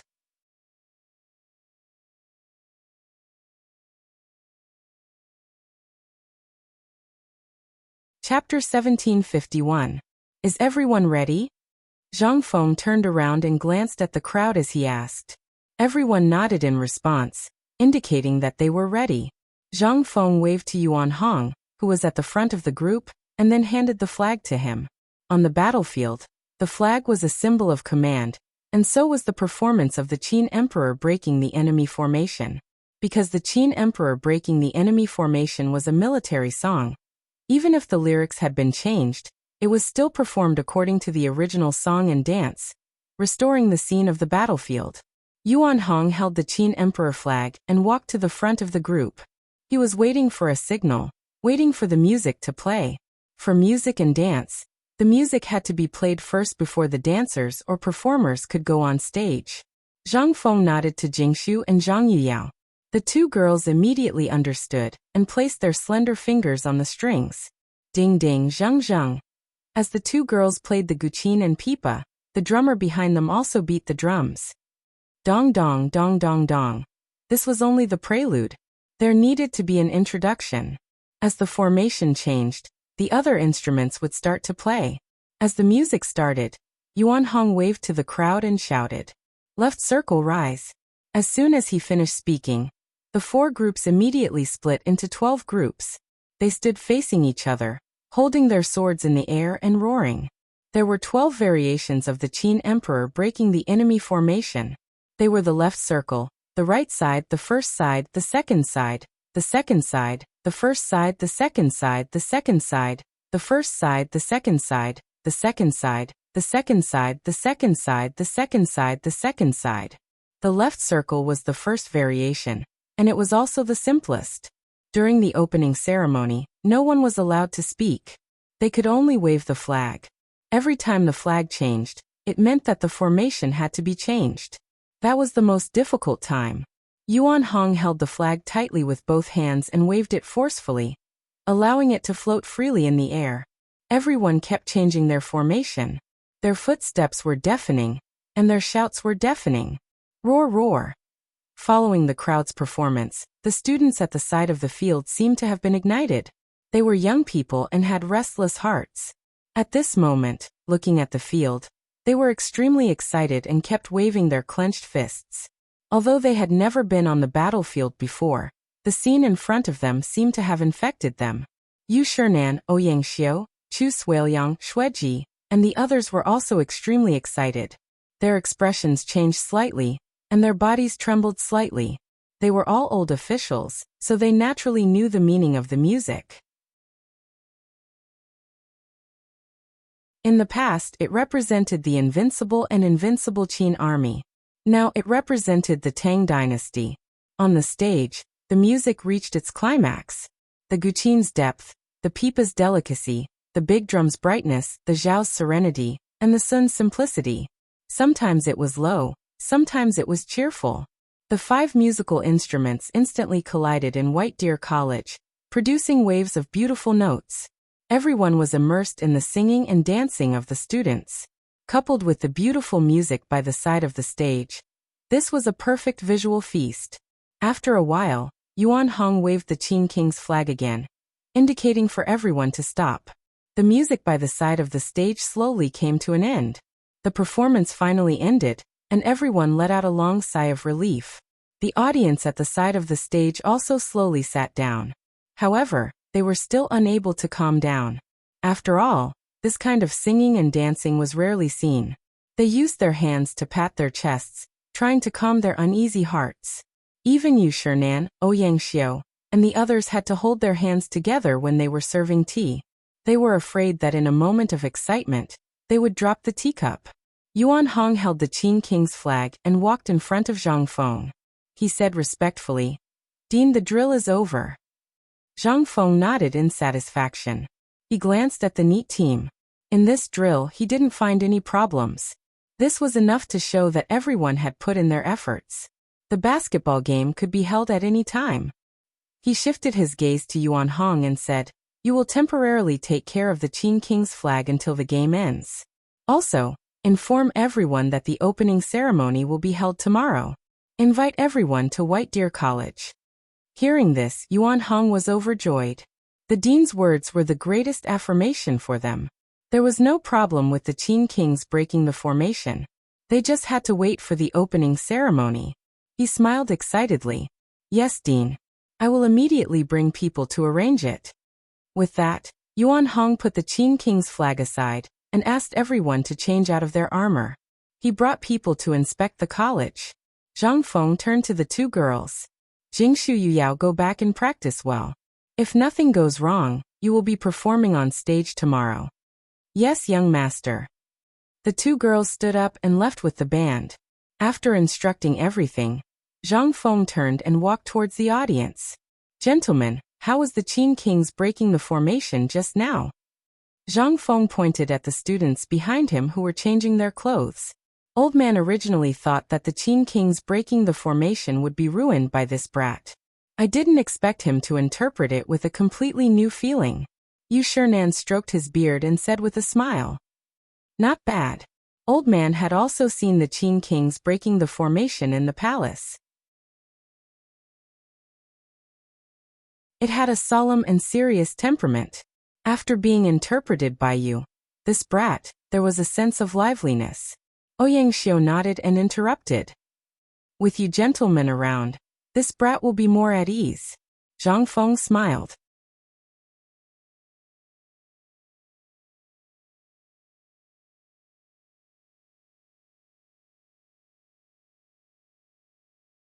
Those who were carrying poles were preparing to sell goods. Some of them were also going to watch the competition. There were more and more people on the street, and the whole street seemed to be congested. They squeezed forward one by one. As time passed, the fog slowly dissipated. The people walking in front had arrived at Pyrolite Mountain first. The people behind him followed one after another. The entire Pyrolite Mountain was densely packed with countless people, which made one's scalp go numb. 2 students of the academy stood at the entrance of the academy. They were here to patrol. Because the basketball match was going to be held today, Zhang Feng was afraid that something might happen, so he arranged for them to patrol every 2 hours. One of the students seemed to have seen something. He raised the lantern in his hand and looked at his companion. Yinping, look ahead. What's that? The student called Yinping frowned. He also raised the lantern in his hand and looked ahead. There's nothing. Yiming, did you see wrongly? No, I didn't see anything moving. Yiming was a little unwilling and pulled Yinping with his hand. Yinping originally thought that there was nothing, but after hearing Yinping's words, he felt a little uneasy. He swallowed his saliva and said, "Then let's go and take a look." After saying that, he pulled Yiming and walked forward with the lantern in his hand. Suddenly, a human face appeared in front of them. Who is it? The 2 of them took half a step back, feeling a little scared. After all, it was still 5 o'clock in the morning. The sky was not completely bright. Ordinary people wouldn't go up the mountain at this time. Hee, little brother, don't be afraid. I'm here to watch the basketball match. I'm here to eat a steamed bun. The person put down the pole and took out a white steamed bun from it and handed it to the student. He was Wuxia, who sold steamed buns in Chang'an. This time he took the opportunity to watch the basketball match and sell some steamed buns at the same time. It was killing 2 birds with 1 stone. Yiming did not take the steamed bun. He was still a little scared.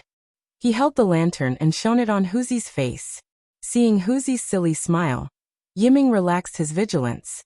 Why are you here so early to watch the basketball match? If I don't come early, I'm afraid there won't be any space. Everyone in our village is here. Look. Wuxia pointed behind him with a face full of disbelief. Hearing that, Yinping hurriedly extended the lantern to the front. Good Lord, he didn't know if he didn't see it. He was shocked when he saw it. Countless people were walking up the mountain. Many of them were carrying things.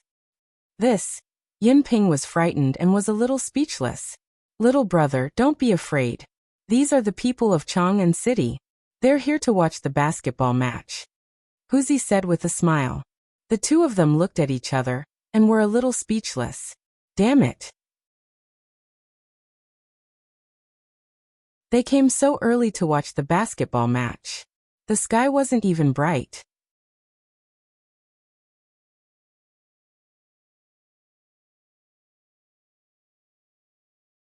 Chapter 1753.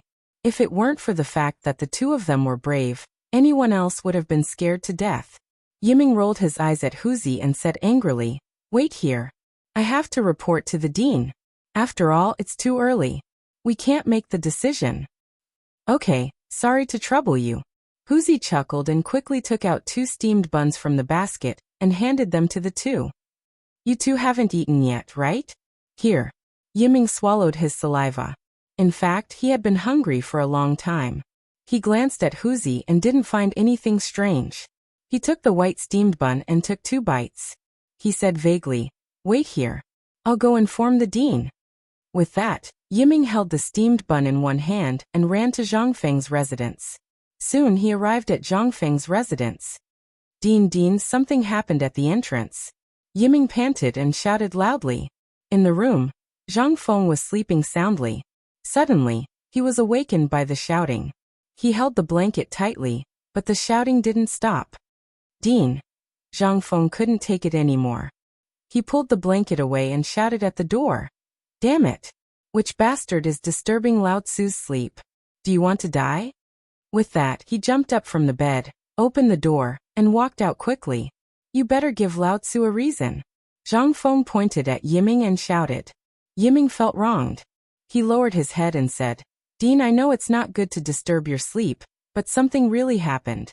A bunch of Chang'an citizens came to watch the basketball game. What did you say? Zhangfeng's eyes widened in disbelief. It's still 5 o'clock in the morning. Why are they here so early? Yiming kept his head down, not daring to look at Zhangfeng.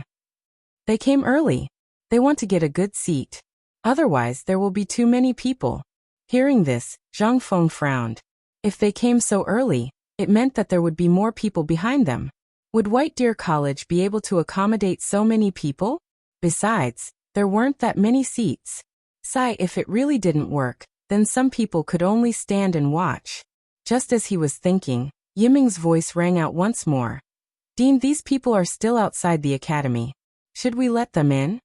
Upon hearing that, Zhang Feng looked at the entrance of the academy. As expected, countless lanterns were swaying on the mountain, and there were many more at the entrance of the academy. Each person had a lantern. How many people were there? He couldn't blame anyone but himself for attracting too much attention to the basketball game.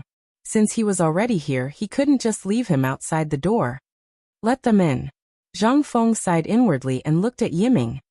Also, go and inform the students who are still sleeping to get up and gather for the basketball match. Yiming nodded and ran towards the door. At this time, Zhang Feng was no longer sleepy. He went back to his room, put on his clothes, and walked to the basketball court. The basketball court was already filled with people. They were not students, but the people of Chang'an, and who came to watch the basketball game. Some of them had baskets in their hands, while others had shoulders. Only a small group of people had nothing in their hands. When he saw this scene, Zhang Feng was dumbfounded. He had a bad feeling. What the hell was this? Did they come to the academy to watch the game or to eat? Zhu Zi's eyes were sharp. He discovered Zhang Feng in the first glimmer of light. He hurriedly went forward and said with a smile, President Zhang, I didn't expect to see you so soon. Come, a bowl of fermented glutinous rice. After that, he turned around and opened the jar behind him. He scooped out a bowl of boiling fermented glutinous rice and handed it to Zhang Feng. As Zhu Zi's voice rang out, the people around also gathered around. Oh, this is President Zhang. Oh my God. I finally see a living person today. Dean, come and eat the egg that my old hen laid to nourish your body. Dean, eat mine. Mine is a 2.5-year-old hen. None of yours is good. Mine is chicken soup. Dean, eat mine. Zhang Feng was still in a daze. His ears were buzzing, and a bowl of fermented glutinous rice suddenly appeared in front of him. He was a little confused. You are? President Zhang, you are so forgetful. Zhu Zi smiled innocently. I am Zhu Zi, who often sells fermented glutinous rice in Tonghui Lane. You used to drink my fermented glutinous rice. When he said this, Zhang Feng was vaguely affected. After all, there were too many people selling things in Tonghui Lane. How could he know who was who?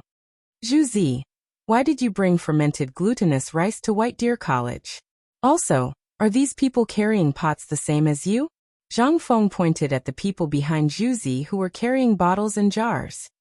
Dean, you don't know how beneficial the basketball game you organized this time is for us. Zhu Zi said with a smile. This made Zhang Feng even more confused. Didn't he organize the basketball game because of his promise? He also wanted to promote this event. What did it have to do with them? He didn't understand and asked, how is the basketball game beneficial to you? Zhu Zi curled his lips and was a little proud. Since you organized the basketball game, those who play basketball have to eat. Although White Deer College doesn't lack food, our own family isn't bad either. That's why we brought some over to sell and earn some money. Zhu Zi lowered his head. He was a little ashamed.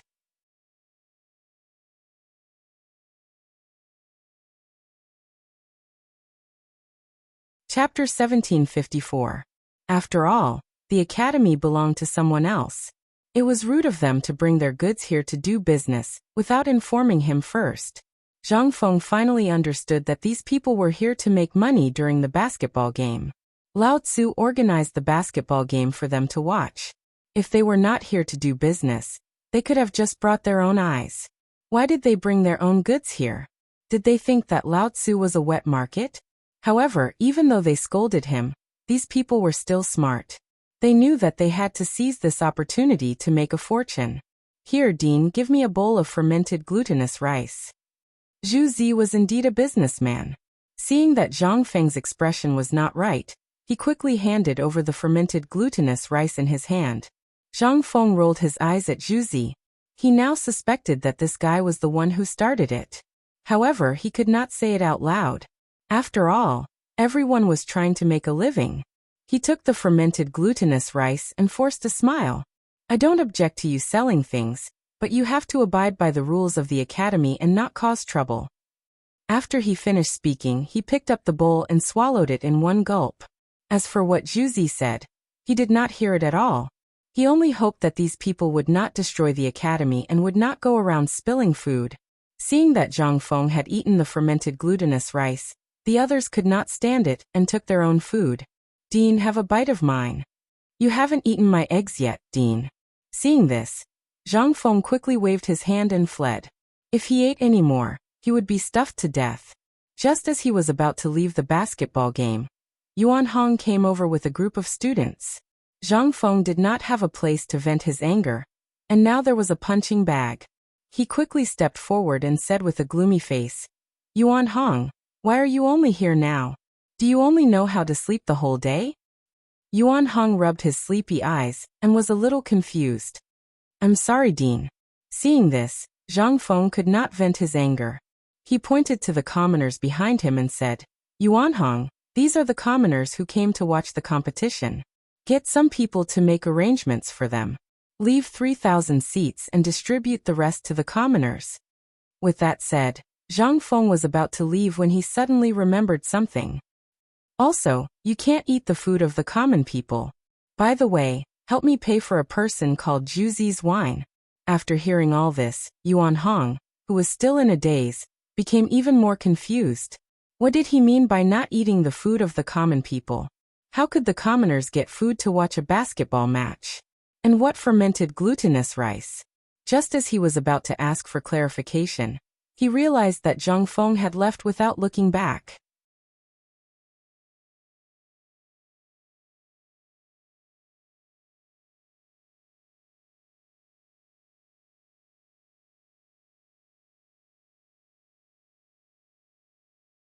Chapter 1755. As soon as she finished speaking, Old Cheng's expression changed. What? The people went up Shao Mountain so early? After saying that, he ignored the pain in his ear and hurriedly grabbed his clothes, ready to run out of the house. Seeing this, Madame Cheng let go and said in a slightly gentler tone, Remember to call Old He and the Emperor later. Otherwise, let's see how you'll end up after the competition. Old Cheng chuckled and kissed Madame Cheng. He smiled and said, Don't worry, my good wife. After saying that, he grabbed his clothes and ran out of the door. Only the embarrassed Madame Cheng was left in the room. As soon as he left the room, Old Cheng saw the servant who had sent the message earlier. He hurriedly said, Cheng-yi, quickly tell Cheng-er and those bastards to stop sleeping. Damn it, we won't be able to go up Shao Mountain later. Bring Lao Tzu's horse over. After saying that, he ran to the outer courtyard without looking back. As he ran, he put on his clothes impatiently. Cheng-yi also knew the severity of the matter. He hurriedly went to inform Cheng-er and the others to gather in the outer courtyard. Not long after, everyone from the basketball team arrived in the front courtyard. Old Cheng glanced at the disheveled crowd and hurriedly said, Let's set off immediately. Let's go to the Duke of Yi's mansion first. With that, he mounted his horse and galloped in the direction of the Duke of Yi's mansion. Everyone followed closely behind. Not long after, everyone arrived at the Duke of Yi's mansion. Old Cheng jumped off his horse and rushed straight into the mansion. When the servant at the door saw that it was Cheng Yaojin, he hurriedly went forward to welcome him. Duke Lu, excuse me for not welcoming you. May I ask why you've come to the mansion so early? Old Cheng didn't even look at the servant and directly rushed into the mansion. The servant couldn't say anything. After all, Cheng Yaojin and Yu Qigong's relationship was obvious. If he blocked the way, he would be courting death. Old He, Old He. As soon as he entered, Old Cheng's mouth didn't stay idle. He began to shout. It didn't matter if he didn't shout, but all the servants in the mansion came over. They were about to curse when they saw that it was Old Cheng, so they quickly shut up. Where is Old He sleeping? Old Cheng asked the servants. The servant naturally knew who this fellow was talking about. He didn't dare to be negligent and pointed to the innermost room. Old Cheng was about to walk inside quickly when he suddenly thought of something. he said to the servants. Call Big Black's horse and basketball team immediately and gather in the front yard. Everyone was a little confused. Although Lu Guogong had a good relationship with his master, he shouldn't go so far as to meddle in the affairs of the Duke of Yi estate, right? Old Chung didn't think so. Seeing that the family didn't move, he instantly became angry and shouted, "Damn it, Lao Tzu's words don't work, do they? Do you believe that Lao Tzu will chop you up right now?" As soon as he finished speaking, everyone's expression changed, and they all ran away. Old Chung snorted and quickly walked to the front of the house. He was about to break in, but when he thought about it, he realized that things would get out of hand if he saw his sister-in-law. Thus he stood at the door and shouted, "Big Old Black, quickly get up for Lao Tzu. Big Old Black, something big has happened." Old Cheng's voice was quite good. Not long after, Yu Qigong's loud cursing came from the room. "That bastard is cursing Lao Tzu. Is he tired of living? Wait for Lao Tzu to come out and deal with you." As soon as he finished speaking, the door was opened, and a gloomy face appeared in front of him. It was Yu Qigong. "Big Old Black, why are you still sleeping?" Old Chung grabbed Yu Qigong and said anxiously, "Damn it, something big has happened. The people of Chang'an have all gone to White Deer College. If we're a step late, we'll only be able to drink the northwest wind later." When Yu Qigong, who was still a little confused, heard this, he instantly felt as if he had taken a cold shower. His entire body trembled. "What the hell are you talking about? The people of Chang'an have gone up Shao Mountain. Why are they going so early? How does Lao Tzu know? Stop talking nonsense. Hurry up and get the clothes. Let's go find His Majesty. Otherwise, we won't even be able to go up the mountain later." As soon as he said this, Yu Qigong instantly woke up. "Okay, you wait here for Lao Tzu. Lao Tzu will go change immediately." With that, he turned around and rushed into the room. A moment later, he heard a crackling sound and a woman's cursing from inside. "Big Old Black, are you King done?" Old Chung was a little impatient from waiting. I'm coming. Yu Qigong rushed out as he put on his clothes. He pulled Old Chung and hurriedly walked into the courtyard. Let's go find His Majesty." The two of them rushed to the front courtyard. At this moment, the horses and basketball team had been waiting here for a long time. Old Chung was quite useful when he was fierce. "Let's get on the horse and go to the palace to find His Majesty." Old Chung mounted his horse, said something to Yu Qigong, and galloped away. Yu Qigong led a group of people and followed closely behind, afraid that they would fall behind. The two of them set off in the direction of the palace. However, they had just taken a few hundred steps when they discovered a serious problem. Chang'an Street was filled with people. They were all carrying goods on their shoulders as they set off in the direction of Shao Mountain. How the hell were they going to get there? Old Chung suddenly had a headache. He turned around to look at Yu Qigong and found that he was still in a daze.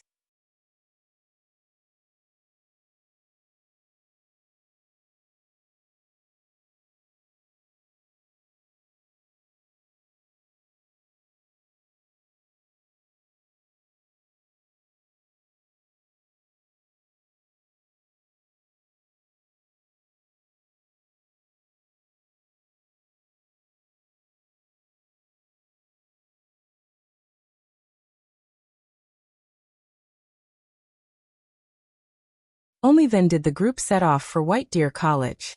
Finally, they arrived at the foot of the mountain. However, the scene in front of them made them stop in their tracks. Huff! Li Shimin reined in his horse and stared at the scene in front of him. Humans. There were people all over the mountains and plains. The entire Shao Mountain was filled with a dense crowd of people. There were people carrying loads and baskets. Basically, no one was empty-handed. These commoners had to bring food to watch a basketball game? Were they planning to live on Shao Mountain? Everyone was stunned. After a while, Li Shimin finally reacted. He got off his horse and stopped a man who was about to go up the mountain with a load. "Brother, what are you carrying?" The man stopped and said with a smile, "What? You want to sell my steamed buns?" Li Shimin shook his head and continued to ask, "Brother, why did you bring so much food up the mountain?" The man looked at Li Shimin strangely. "You're not from here, right? You don't even know this? Today, President Zhang is holding the opening ceremony of the basketball game. We're all going to watch the opening ceremony and sell some of our things. Li Shimin was even more confused when he heard this. He subconsciously asked, what does the opening ceremony of the basketball game have to do with you selling things? The man glanced at Li Shimin and said proudly, it's obvious that you don't know how to do business. Today is the opening ceremony. There will definitely be a lot of high-ranking officials and nobles coming. When the time comes, these high-ranking officials and nobles will definitely eat. Although our things aren't very good, and we might not be able to sell them, we might be able to sell them if we try our luck. Hearing this, Li Shimin finally understood.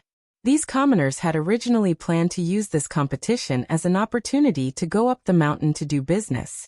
It had to be said that the working people were still very smart. However, with so many people, Shao Mountain was already full. How could he go up the mountain? He couldn't chase these commoners away, right? Are you going to sell my steamed buns or not? The man was a little unhappy. Then I'll buy some. Li Shimin was a little embarrassed. After all, he had been asking the man for so long. He turned to look at Cheng Yaojin. Old Cheng, give the money to this young man. After traveling all morning, Old Cheng was already hungry. He quickly took out some copper coins and stuffed them into the man's hand. I want all your steamed buns. The man looked at the money in his hand and was instantly overjoyed. He put down the burden in his hand, turned around, and ran up the mountain. Seeing this, Li Shimin said to Cheng Yaojin, Old Cheng, you eat some steamed buns. Wait for a while and lead the way.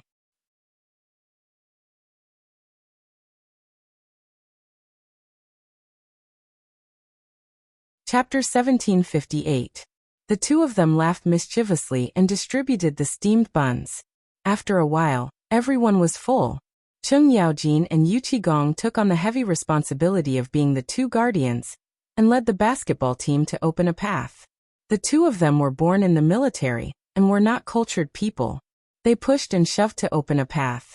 When the surrounding commoners saw their attire, they knew that they were not to be trifled with. They suppressed their anger. After walking for about 5 minutes, they finally arrived at White Deer College. They did not linger and walked directly to the basketball court. When they arrived at the basketball court, they saw another scene that made them dumbfounded. There was not a single person sitting on the basketball court, but there were countless commoners surrounding the court. They placed their items on the ground to sell. Some were selling fermented glutinous rice, some were selling steamed buns, and some were selling eggs. In short, they were selling everything. When he saw this, Li Shimin actually felt a little hungry. He rubbed his rumbling stomach. It turned out that he had not eaten a single grain of rice since he woke up. Let's go, Old Cheng, you get a bowl of fermented glutinous rice. After he finished speaking, Li Shimin quickly walked to the store that was selling fermented glutinous rice. The person selling fermented glutinous rice was Zhu Zi. He had occupied a good spot, but he had not opened for business the entire morning. When he saw Li Shimin and the rest walking over, he was delighted and quickly went to greet them. Oh, you must be the officials who came to play basketball. You're really lucky. My fermented glutinous rice just came out of the oven, and is still warm. Li Shimin nodded and replied, Yes, serve the fermented glutinous rice. We'll count according to the number of people, and get something that can fill our stomachs. The basketball players had woken up at the same time as them, and had not eaten anything. If they did not fill their stomachs now, they would not be able to go on stage later. He suddenly felt that it was not a bad thing for the commoners to sell their items. The commoners earned money in the middle, and the players also ate. It was killing 2 birds with 1 stone. However, he had forgotten something. Without the commoners, they would not have been able to attend White Deer College so early. All right, please wait a moment. I'll buy some steamed buns and steamed buns for you. Zhu Zi replied excitedly and ran to the other stalls. Li Shimin's group had a total of more than 40 people. 1 bowl per person was enough for him to make a fortune. At this moment, Zhang Feng's voice came from not far away. Laoli, why are you guys here so early? Li Shimin turned his head and looked in the direction of the voice. Zhang Feng was walking towards him. He immediately became angry.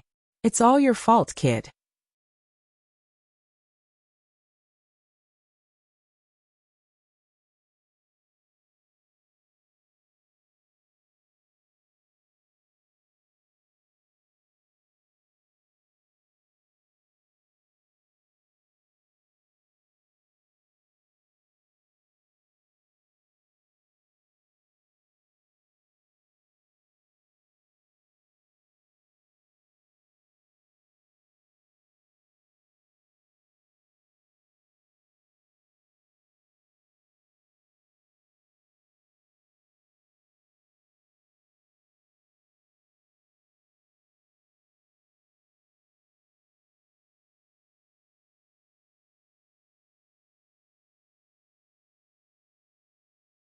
Chapter 1762.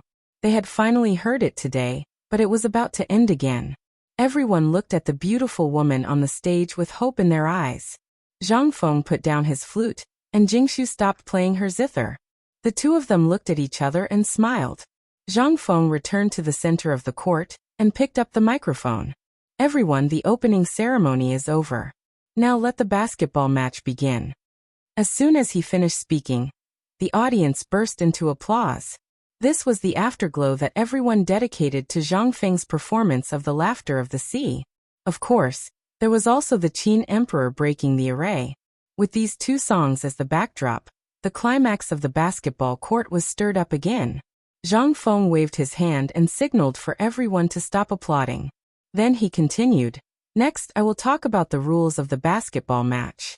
As there are too many participants, each team will only have 3 matches. Out of the 3 matches, civil officials will fight civil officials, and generals will fight generals. Now all the basketball teams, please get ready. The first match will be between the imperial scribe and the commandant." After he finished speaking, Zhang Feng got off the court. He was the referee this time to remind these people who were not familiar with the rules. After a while, 2 teams of young men wearing short sleeves and shorts walked onto the court. They were the imperial scribe Han Liang and the commandant Swordsmanship. These 2 teams had the same status in the imperial court, and they usually did not like each other. There would be a fierce battle today. Zhang Feng stood in the center, and the 2 teams stood on either side of him. Let me say this first. This is a basketball match. Don't do anything indecent. You are all officials. I don't need to say more, right? Zhang Feng looked at the leaders of the 2 teams and said, why did he have to remind them? It was because he was worried that these guys would suddenly attack others during a basketball match. These guys were all generals. It was inevitable that they would bring their military habits to the court. If they treated the court as a battlefield, it would be a big problem. President Zhang, don't worry. I won't lower myself to his level. Liang He crossed his arms and said with disdain, who do you think you are? Do I need to lower myself to your level? Zhuo Runhao glared at Liang He, not to be outdone. All right, don't be stubborn. The basketball match is more important. Zhang Feng waved his hand impatiently, signaling the 2 to get ready. After that, he tossed the basketball in his hand high into the air and turned around to stand at the edge of the court. Liang He and Zhuo Runhao jumped up high at the same time. The 2 of them were about the same height. However, Liang He's skills were better, and he managed to get the ball into his team's hands. When Na Cheng thought of this, Zhuo Zihao immediately lost his cool and wanted to turn around to snatch the ball. Liang He had sharp eyes and tripped Zhuo Zihao, causing him to fall to the ground. You mother ***** dare to throw Lao Tzu. Zhuo Zihao crawled on the ground, glaring at Liang He with bloodshot eyes. That's your own bad luck. It's not Lao Tzu's fault. Liang He sneered. After saying that, he turned around and ran to the basket. He jumped high and shot a backhand shot. Zhuo Zihao wanted to cry but had no tears. He stood up and went to find Zhang Feng. Referee, that guy Liang He kicked me just now and made me fall. I want to file a complaint against him. Zhang Feng glanced at Liang He and realized that he was smiling at him. If he kicked you, you can kick him back. I'll let it go this time. It's just the beginning, don't disappoint the audience. Zhang Feng said calmly. This situation was not easy to judge. The other party did not foul, so it was not easy to punish him. Okay, I know. Zhuo Runhao sneered, turned around and ran away. After that, the 2 teams started to fight. It was either you punching me or kicking me. The habits of the military were brought over by these guys. However, this caused the audience to be extremely enthusiastic. They clapped their hands and some even cheered loudly for their favorite team. As the game continued, the audience cheered again. The officials in the audience sneered, as if to say that these guys were a disgrace to the imperial court. In the end, the Grand Scribe defeated the military officer and won the championship. Zhuo Runhao could only leave. Zhang Feng returned to the court and raised the microphone. The match between the Grand Scribe and the military officer was very exciting. Although there was a small accident, it was not bad. Next, let's welcome the Imperial College and the Hongwenguan team. After that, the Imperial College and the Hongwen team walked onto the court. This time, the team was led by two young men. Lu Hongwen and Ouyang Kai were too old and could not withstand such high-intensity exercise. The Imperial College team was led by Bai Fei, the son of a high official. The Hongwen team was led by Ho Chioping, the nephew of a concubine. Both of them were very powerful.